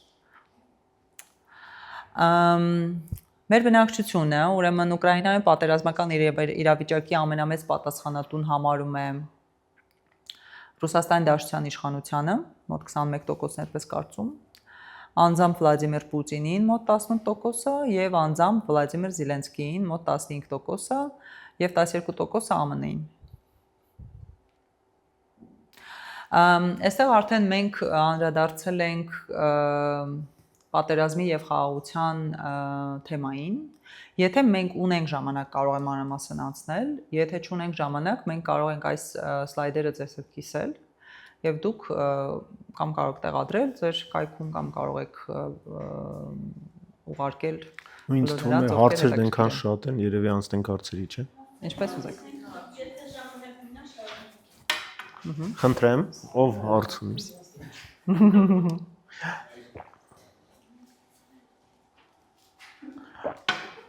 Դեռ շատ բան բարդ կլինի, որովհետև 24 թվի հետազոտությունը արդեն 1 տարի է անցել ու այդ ոլորտում շատ բաներ է փոխվել։ Դա համար ինձ թվում է այդքան էլ լուրջ բան չի տա։ Խնդրեմ ձեզ։ Շնորհակալություն շատ նախ հետաքրքիր պրեզենտացիայի համար։ Նախ ուզում եի հարցնել, ասացիք, որ ավելի կենտրոնացած եք այն հարցերի վրա, որը որ հստակ, այսպես ասած, սահմանում ունի, որպեսզի սուբյեկտիվ մեկնաբանում չունենան, հա, հարցերը։ Եթե չեմ սխալվում, 2004 թվականից են, չէ, հարցումները անցկացվում։ Ու շատ հարցումների են ինքս հանդիպել ժողովրդավարության հետ կապված, արդյոք Հայաստանը համարում է ժողովրդավարական երկիր, թե ոչ, ինչքանով կգնահատենք մեդիայի աշխատանքը, եթե չեմ սխալվում, անգամ 2021 թվականին պիկներ, որ 50%-ից ավելին բնակչության բացասական էր, հա, արտահայտվել, ասում էր, որ վստահություն չունեն մեդիա ոլորտի նկատմամբ, բայց միևնույնն է, շատ հարցեր ինձ համար հստակ չեն, թե արդյոք մարդիկ նույն պատկերացումներ ունեն դրանց վերաբերյալ, թե ոչ։ Հենց մեկը ժողովրդավարության հետ կապված, հա։ Դուք ասացիք, որ ավելի շատ տալիս ենք ինչպես հարցեր, բայց խուսափում ենք ինչու հարցերից։ Կան ինչ-որ օրինակներ, երբ որ թեկուզ կհարցվի, ինչ է ժողովրդավարությունը ձեզ համար եւ նոր հարցվի, հա, ինչքանով եք Հայաստանը համարում ժողովրդավարական, որովհետեւ մեկի համար կարող է համարվել, չգիտեմ, թե ինչքանով է նրա խոսքի ազատությունը բարելավել վերջին տարիներին սոցիալական ցանցերում, մյուսի համար թե ինչքանով է օպոզիցիոն կարծիքները վտանգված, հա, ներկայումս։ Այդ մասով կուզեի անդրադառնալ եւ հարցերի մեջ կային տարբերություններ կարծում ձևակերպումների հետ կապված, որպես մասնագետ կան ինչ-որ նյուանսներ, որ թեկուզ մեզ կբացատրեք, օրինակ հարցերից մեկում ձևակերպված է ինչպես եք դուք գնահատում, մյուս հարցում ինչպես են ձեզ նման մարդիկ գնահատում, ոնց որ խմբերի բաժանի, հա, այսպես հարցը արդեն իսկ իր ձևակերպմամբ ու պատասխաններում եւս ինձ նման մարդիկ կարծում են, որ կամ ինձ նման մարդիկ չեն ուզում ունենալ նման հարևաններ, մյուս հարցում ես կարծում եմ, ինչ նյուանսային տարբերություն կա այստեղ։ Երևի թե այսքանը։ Կարող ես իր ասացի մի բան ավելացնեմ, որ իմ հարցերից մեկը նման է իրան, բայց իրան մի քիչ ուրիշ բնույթի է։ Խոսքի ազատության ու դեմոկրատիայի հասկացության ընկալման հետ է կապված, որտեղ ինքը ասես դա սուբյեկտիվ ընկալում է, բայց դա կոնկրետ հստակ սահմանումներ ունի։ Եթե օրինակ մարդը գիտի ինչ է դեմոկրատիան իրանից կոնկրետ ինչ-որ բաներ է բխում, որ հասարակության կամ իշխանությունը պետք է այդ նման սխեմայով աշխատի, ոչ թե սուբյեկտիվ ընկալում է, էլի դա։ Ես ուզում եմ հարցնել դուք այդ մարդկանց, որ դուք հարցրել եք գոնե ինչ որ առումով այդ մարդկանց ինչ որ գիտակցական կրթական մակարդակը ոնց որ սանտրակավորել կամ ինչ որ բացահայտել եք, հետո եք այդ հարց տվել, այդ ոնց որ նման էր, բայց մի քիչ այլ բան է, էլի ուզում եի այդ հարցն է, որ այդ հարցը տալիս եք, ինչ է դեմոկրատիան կամ ինչ է խոսքի ազատությունը, որովհետև շատերը մեր հասարակության մեջ գիտեն թե խոսքի ազատությունը անարխիա է, ոնց որ չգիտեմ, դեմոկրատիան ով ինչ, մի խոսքով էլի ոնց որ հասկացության ընկալման հետ կապված այդ լրացման բանով։ Ես կուզեի ձեզ երկուսի հրավիրել մեր գրասենյակ եւ ավելի մանրամասն խոսել մեթոդաբանությունների մասին, բայց փորձեմ կարճ պատասխանել ձեր հարցերին, նույնիսկ եթե ոչ կարճ, գոնե հակիրճ։ Դուք տալիս եք շատ լավ հարցեր, որոնք չունեն միանշանակ պատասխան, շատ պարզ պատճառով, որովհետև հնարավոր չի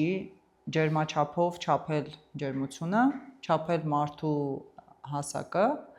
եւ չափել տարածությունների միջև հեռավորությունը։ Այստեղ եկեք այսպես մոտենանք այս հարցին, որը ձեզ թույլ կտա նաև հասկանալ, թե ինչու հետազոտողները օգտագործում են այս կամ այն գործիքը, այս կամ այն բանը անելու համար։ Գործիքները հետազոտություններում բազմաթիվ են, այսինքն մեթոդները բազմաթիվ են, գործիքները բազմաթիվ են եւ հետազոտական հարցը միշտ կարևոր է, երբ որ մենք սկսում ենք որևէ բան անել։ Դրա համար, երբ որ դուք ինձ հարցնում եք, արդյոք մենք նախապես մարդկանց չպիտի հարցնենք, ինչ են իրենք հասկանում ժողովրդավարություն ասելով, ամենակիչը այստեղ իրար հետ համադրելու ենք երկու տարբեր մեթոդներ, որակական եւ քանակական մեթոդները, որտեղ եթե ես հարցնեմ մարդուն ինչ ես հասկանում ժողովրդավարություն ասելուց, շատ դժվար կլինի իրեն տալ ինչ որ ցուցակ։ Պիտի թողնեմ, որ պատասխանի ոնց հասկանում է, ճիշտ է։ Եվ տարբեր մարդիկ կպատասխանեն տարբեր երկարության տեքստերով, որը պետք է վերլուծել։ Այստեղ գալիս է արդեն այն մոտեցումը հետազոտողների, որ պիտի միշտ հաշվի առնենք ժամանակը, ինչքան ժամանակ մենք ունենք հետազոտություն անելու համար, ինչքան գումար ունենք հետազոտություն անելու համար, եւ արդյոք մենք չենք խախտում էթիկայի կանոնները, երբ որ գնում եւ նստում ենք մարդու տանը 4 ժամ, որպեսզի իրեն տարբեր հարցեր տանք։ Դրա համար մենք պիտի հաշվի առնենք մարդկանց զբաղվածությունը, նաեւ այսպես կոչված ժամանակի ակսելերացիան, որը տեղի է ունենում արդեն վերջի տասնամյակում, եւ մարդիկ ժամանակ չունեն նույնիսկ նստելու պատասխանելու մեր հարցերին, չեն էլ ուզում շատ դեպքերում։ Իրականում եք հարցեր տալի, թե հեռախոսահաղորդումներ եք անում։ Սա արվում է դեմարտեմ։ Այսինքն մենք գնում ենք մարդու տուն, այս հարցաթերթը արդեն 1 ժամանոց է։ Պատկերացրեք, եթե մենք նաև լեկցիա կարդանք իրենց գլխին, թե ինչ է ժողովրդավարությունը։ Ինչ հասկացար, ինչ հասկացար։ Լավագույն դեպքում կարող է մեր հարցազրույցավարները ծեծի ենթարկվեն եւ դուրս շպրտվեն իրենց տնից, այդ երևի լավագույն դեպքն է, իսկ վատագույն դեպքում ուղղակի հաջորդ անգամ մենք հարցում չենք կարողանա իրականացնել։ Դրա համար այստեղ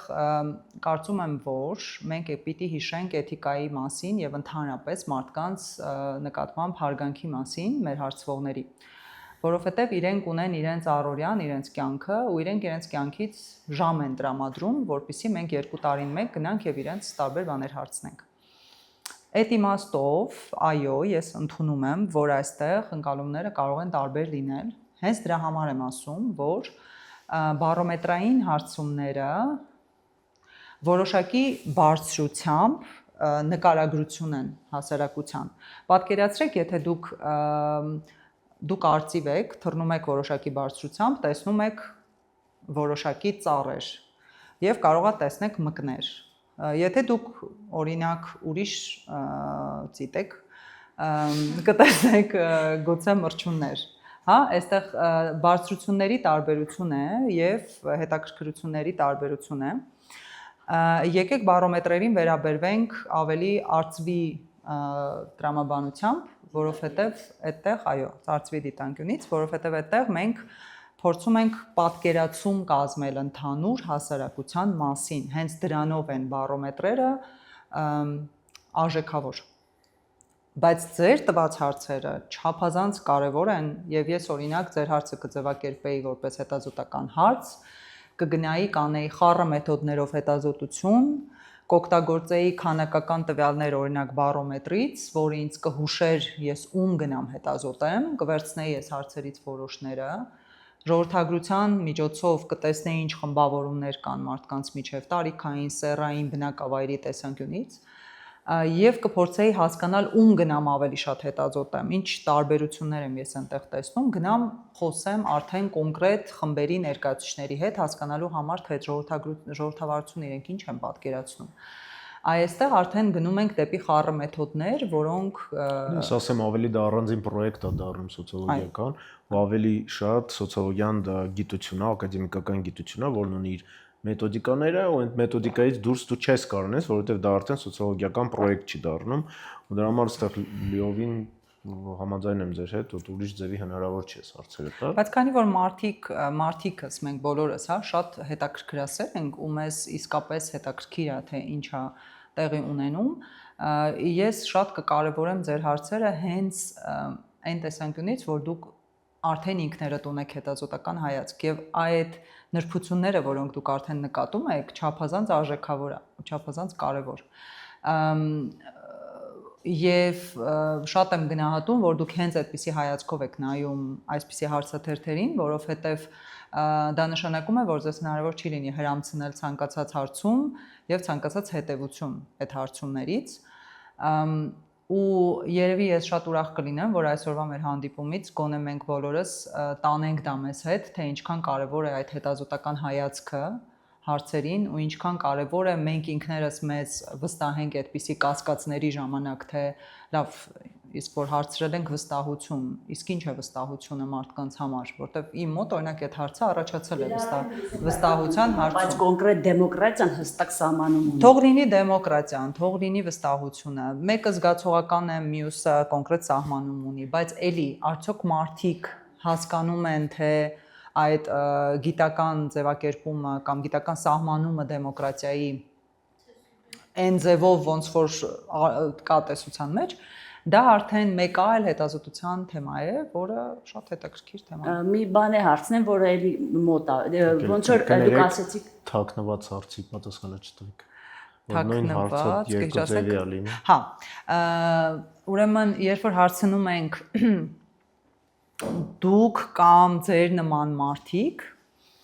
որպես կանոն աշխատում ենք հարցնել ձեր նման մարդիկ հարցերը, որտեղ կա որոշակի կարող է առաջանալ որոշակի էթիկական խնդիր, եթե մենք տալիս ենք ուղիղ այդ հարցը մարդուն։ Կարող է ինքը իրեն զգա վիրավորված, որ մենք իրեն կասկածում ենք նման բանի մեջ։ Դրա համար հիմնականում այդպիսի հարցերը, որոնք գոնե մի փոքր տեղ են տալու մարդուն իր վրա դա վերցնել եւ որևէ ձևով վիրավորվել, մենք դա փորձում ենք ձևակերպել ձեր նման մարդիկ, այսպես հնարավորինս իրենց հեռացնելով այդ ձևակերպումը, բայց նաև մեզ թույլ տալով հետազոտել այն, ինչը մեզ պետք է հետազոտել։ Այստեղ էլի գնալու ենք այդ էթիկայի հետևից, գնալու ենք մարդկանց չվնասելու հետևից եւ բարոմետրերի մեկ այլ արժեքավոր կողմը այն է, որ հարցերը այնպես են դասավորված, որ վերածվում են զրույցի հարցման ժամանակ։ Դրա համար մարդիկ ավելի հաճույքով են պատասխանում բարոմետրերի հարցերին, քան օրինակ այլ տեսակի ավելի ֆոկուսավորված հետազոտություններին։ Հիմնականում այդպիսի տրամաբանություն է։ Հա, դուք ոնց որ ասեցիք տարիքային խումբը ոնց որ կարելի է ինչ որ դուր բերել, բայց իմ այդ հարցի այդ տված մի մասն էլ նա որտեղ դուք ինչ որ թիրախավորված խումբ եք ընտրում հասարակության մեջ, ուզում եմ այդ հարցնել, ձեր այդ ոնց որ ինչ որ մի հատ խումբ է, թե ընդհանուր չեք ընտրում խումբ, ոնց որ ծրված տարբերակով եք էլի ձեր հետազոտությունը անում, որ այդ իմ ասած այդ գիտելիքի հետ կապված է նաև։ Իրական դուք նաև բռնեցիք, թե ինչու մենք ավելի այսպես ուրիշ բարձրությունից ենք նայում հարցին, որովհետև այո, սա ներկայացուցչական հարցում է, ինչը նշանակում է, որ հասարակության բոլոր շերտերը այստեղ հավասարաչափ հնարավորություն են ունեցել ներկայացված լինելու, այսինքն դուք այստեղ ունեք նկարագրության մեջ, ինչպես նշում էինք, տարբեր կրթության տեր մարդկանց, տարբեր տարիքային խմբերից, եւ կանանց եւ տղամարդկանց, Երևանից եւ մարզերից, եթե մենք օրինակ հայտնաբերենք, որ չգիտեմ, օրինակ բարձրագույն կրթություն ունեցող գյուղում ապրող, օրինակ ես մարզի գյուղում ապրող մարդիկ այսպիսի կարծիք ունեն այս հարցի հետ կապված, մենք կարող ենք գնալ եւ շարունակել մեր հետազոտությունը իրենց հետ առանձին խոսելով, առանձին հարցազրույց ունենալով եւ վերլուծել այդ հարցազրույցի արդյունքները։ Այլ հարցեր։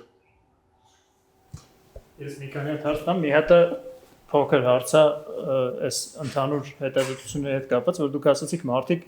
2 տարին մեկ գիտեն, որ գնալու ենք հարցում անենք, տարիների ընթացքում որ ցույց եք տալիս, նույն մարդիկ են հարցված։ Ոչ։ Հա, Մարդիկ չգիտեն, հարցազրույցավարները գիտեն։ հասկացա։ Լավ, ըստեղ մի հատ տենց բան նկատեցի, երբ որ մարդիկ համաձայն են, որ ինչ որ մեկը մտնի իրենց տուն մի ժամ նստի իրենց հարցեր տա, դա արդեն ինչ որ խումբ է մարդկանց։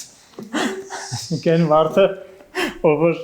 ասում է չէ մի եկեք ինձ հարցեր մի տվեք, ավելի հավանական է, որ ինքը հարցերի մեծամասնությանը պատասխանելու է, որ ինքը չեզոք է ընտրություններ ինչի մասնակցում, ոչ մեկ ինչի վստահում։ Շատ լավ հետազոտական հարց է իմ իրարից։ Ինչ հարց է։ Շատ լավ հետազոտական հարց է։ Հա, ենթադրություն է։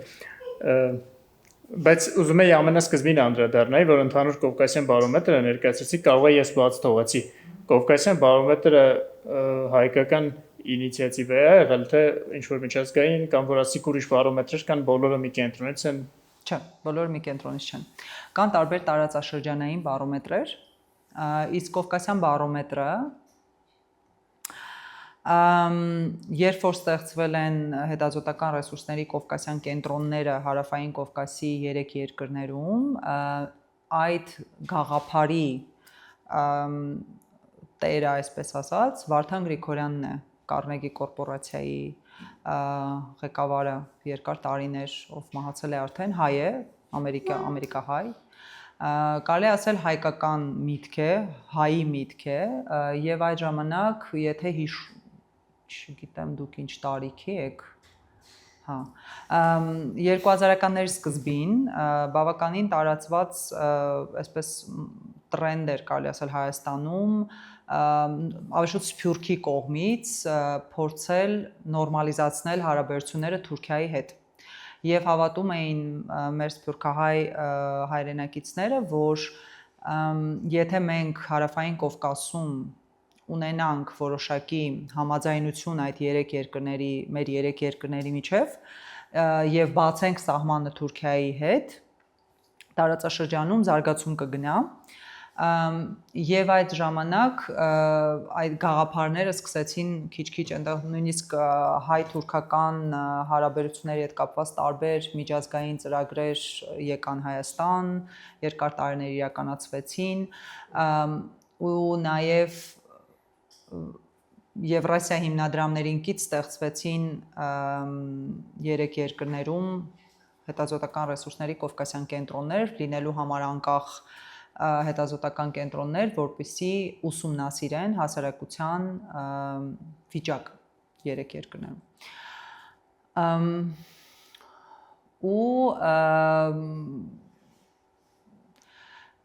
Այդ իմաստով ասել, որ մաքուր հայկական ինիցիատիվա է, ես կդժվարանամ, բայց այդպես ինչպես պատմեցի ձեզ,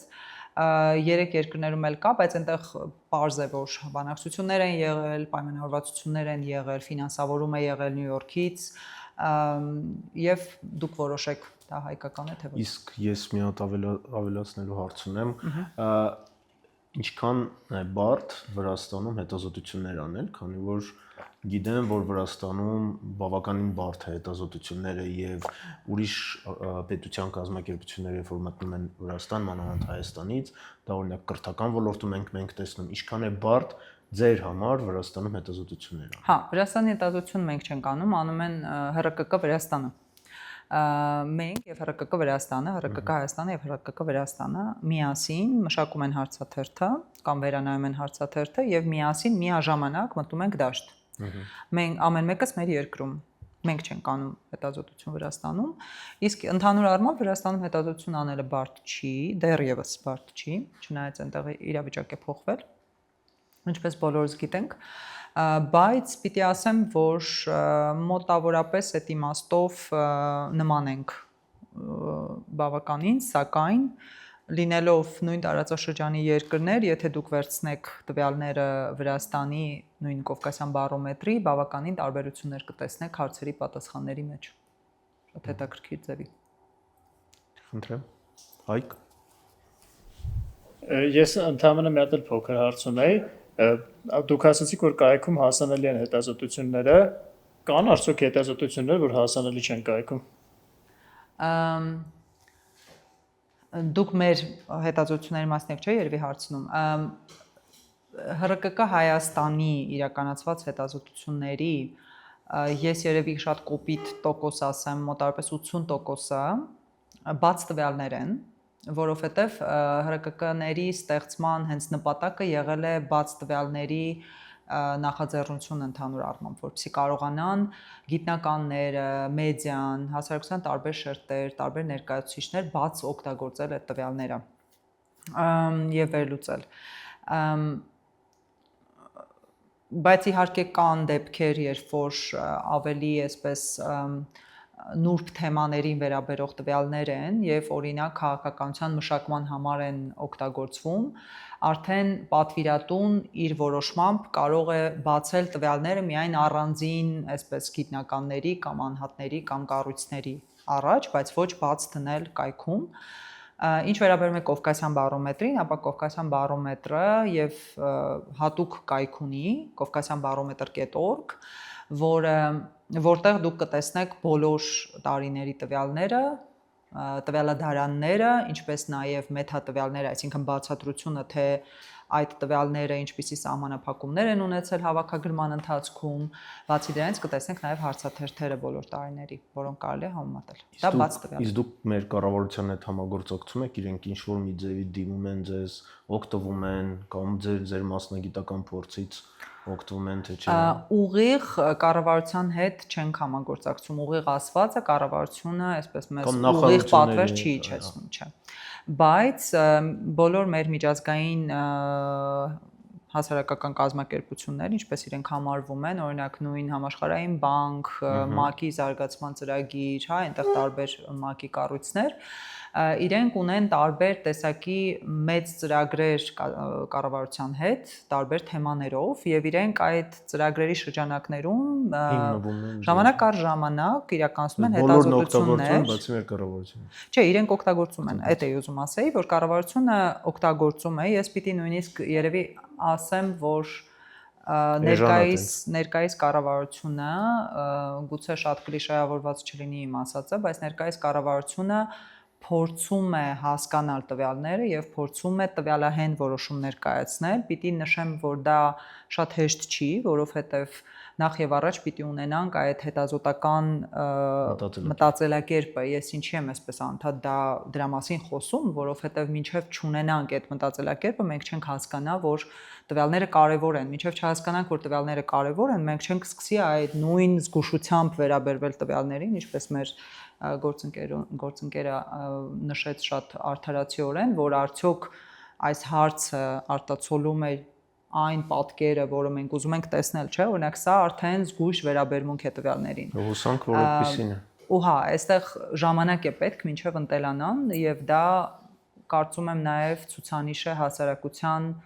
զարգացման աստիճանի։ Խնդրեմ դուք հարց ունեիք։ Նախ ուզում եի ասել, ձևակերպումների հետ կապված ինչքանով եք կարծում, որ կամ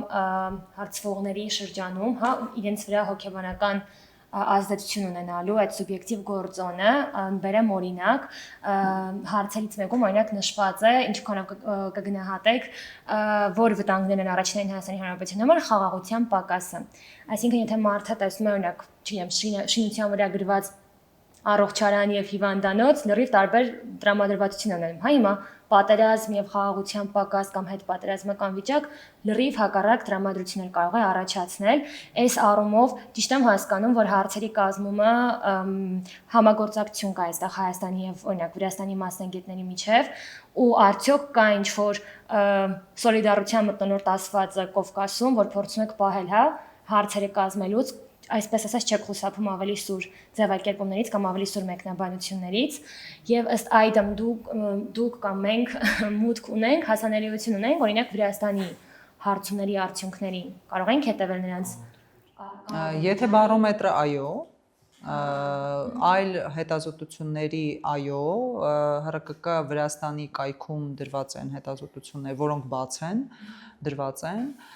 ինչ վերաբերում է ձևակերպումներին, էլի, այստեղ կա մի քանի մոտեցում, նախ այդ ձևակերպումները, որոնք տարոց տարի պահպանվում են, իրենք պահպանվում են, որպեսզի ապահովեն համադրելիություն տարիների միջև,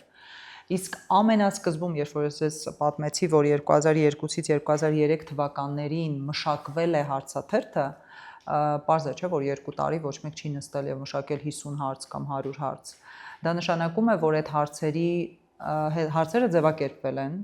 հետո շրջանառվել են տարբեր մասնագետների միջև, մեդիայի մասնագետներ, քաղաքագետներ, տնտեսագետներ, մշակութաբաններ եւ այլն։ Տարբեր հայացքներով է նայվել հարցաթերթին, դրա համար ձևակերպումը խաղաղության պակաս պատահական չի, ինքը գալիս է մասնագետների դիրքորոշումից, որ հնարավորինս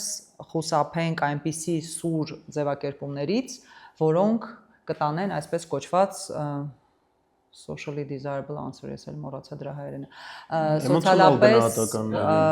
սոցիալապես ցանկալի ոնց որ պատասխանի, այսինքն ես եթե ձեզ հիմա գամ շատ այսպես հարցնեմ ինչ օրինակ, առողջ սնվելն է լավ, թե ոչ առողջ սնվելը, դուք մեծ հավանականությամբ կպատասխանեք առողջ սնվելը, որովհետև ձեզ կթվա, որ դա է ճիշտ պատասխանը, չէ՞։ Այն մոտավորապես այսպիսի ձևակերպումներ չի կարելի տալ հարցումների ժամանակ, որտեվ դուք ստանալու եք այն, ինչ ուզում եք ստանաք։ Իսկ դրա իմաստը չկա։ Դուք իզուր ժամանակ եք ծախսելու, գումար եք ծախսելու ու ընդհանրապես։ Դրա համար պետք է տալ այնպիսի հարցեր, որոնք մարդը միանգամից այսպես չի տա այն պատասխանը, որ դուք իրենից սպասում եք, այլ կտա այն պատասխանը, որ ինքը մտածում է, հենց ինքը իր կարծիքը կտա։ Դրա համար նաև պետք է ստեղծել նաև միջավայր, որտեղ այդ մարդը կուզի պատասխանել։ Դրա համար դու մարդուն աշխատում ես չստիպել ոչ մի բան։ Մոտենում ես, դուռը թակում ես, հարցնում ես, նախ ներկայանում ես, պատմում ես ինչի համար է սա, թույլ ես տալիս մարդուն ընտրություն անել։ Ուզում է թե չի ուզում։ Եթե ուզում է, արդեն սկսում է հանգիստ պատասխանել բոլոր հարցերին, թե ոչ, հրաժարվում է եւ անցնում ենք առաջ։ Այսինքն այստեղ շատ ֆակտորներ կան, իրականացնելու համար նմանատիպ մեկ հարցում իրականացնելու համար ծախսվում է երևի միջինում մարդկանց հետ գտնելու եւ իրենց հետ խոսելու վրա 4-ից 5 ժամ ժամանակ, այնպես չի որ դա շատ հեշտ է, ելի ես չեմ ասում արդեն կազմակերպչական ամբողջ գործունեությունը, հարցաթերթի մշակում, այդպես մասնագետների միջև։ Հիմա տեսեք, ես ձեզ հասարակ ժամանակի բան տամ, մենք այս հարցաթերթը վերանայելուց մի հատ ամբողջական գույքագրում ենք իրականացրել, սա բառերի վրա նույնիսկ անցել ենք, տևել է խմբերով տարբեր բաժիններ քննարկել ենք, մասնագետներ են նայել եւ տևել է մոտավորապես կարծեմ 4 ամիս։ Այսինքն միայն հարցաթերթը վերանայելը, ոչ թե կազմելը 0-ից, այլ վերանայելը մենակ տևել է 4 ամիս։ Այսինքն ուղղակի դուք պատկերացնեք, թե ինչքան ժամանակ է դրա վրա դրվում եւ այդ ամեն մի բառը բացի նրանից, որ ձևակերպված է, նաեւ ստուգված է։ Իրականացում է նաև հարցաթերթի, այսպես կոչված կոգնիտիվ ստուգում, այսինքն հարցաթերթը ստուգվում է 10, 20 կամ 30 հոգու միջև, հասկանալու համար թե մարդիկ այնպես են հասկանում են այդ հարցը, ինչպես այն ձևակերպված է, թե ոչ։ Ու մենք մեր միջև ունենք այսպիսի արտահայտություն, ասում ենք հարցը չի աշխատում։ Նշանակում է, որ մենք տվել ենք մարդուն հարցը, ինքը կամ ասա չգիտեմ ինչ եք ասում, չեմ կարող պատասխանել օրինակ։ Ինչքան ունենում ես պատասխանների մեջ չգիտեմ պատասխանը կամ հրաժարվում եմ պատասխանելը, նշանակում է հարցդ հաջող չի ձևակերպված։ Կամ կոպիտ հարց ես տալիս, մարդը չի ուզում պատասխանի քո հարցին։ Կան ուրիշ հարցեր։ Ինչ է։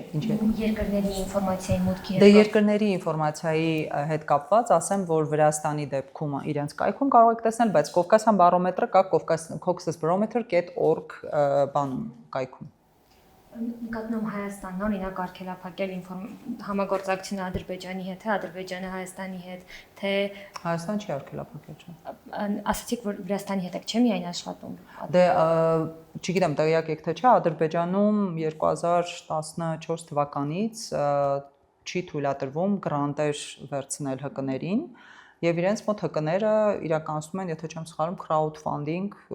ներքևից ու շատ քիչ ՀԿ-ներ են նորմալ աշխատում։ Դրա համար իրենց մոտ հետազոտությունները համարյա անհնար են իրականացնել։ Ադրբեջան դա արել է միակողմանի իր ցանկությամբ։ Մենք կապ չունենք այդ հետ։ Իմ հարցին էլի պատասխանեցիք մասամբ, բայց մի հատ բան եմ ուզում, դուք ասացիք, որ տարբեր մասնագետներ եք հավաքվում ու հարցադրումները ոնց որ ձևակերպում եք։ Ինչ շատ հետաքրքիր է, այդ մասնագետների բնույթը մեծամասամբ սոցիոլոգներ են կազմում, թե Էքսպերտային են։ Այստեղ ես ձեզ միայն երկու բաժին ներկայացրեցի, այնտեղ կա նաև մեդիայի բաժին, տնտեսական բաժին, կա այս պատերազմ խաղաղությունը, որը կոնֆլիկտաբանների հիմնական ոլորտն է։ Տարբեր մասնագետների ենք ուղարկում, նաև կարող ենք ուղարկել ավելի այսպես գիտակ մարդկանց, ովքեր ունեն մեծ փորձ հարցումներ իրականացնելու դաշտում։ Տիկին Եզեկյան, Այո։ ձեզ շատ հետաքրքիր է լսել, շնորհակալություն։ Շնորհակալ եմ։ Հույսով եմ ձեր եւ Բարձունքի այս աշխատանքը կբերի նրան, որ ինչ որ երեխաներ կտեսնեն, կհետաքրքրվեն սոցիոլոգիայով, կդառնան սոցիոլոգներ, մեզ մեր երկրին անալիտիկներ են պետք, մեզ պետք է որ մենք էմոցիոնալ դաշտից անցնենք ռացիոնալ դաշտին։ Շնորհակալություն ձեր աշխատանքի համար։ Իսկ հիշեցնում եմ, որ մենք ունենք Patreon, աջակցեք մեզ, որ կարողանանք շարունակենք մեր աշխատանքը։ Շնորհակալություն, ստեսություն։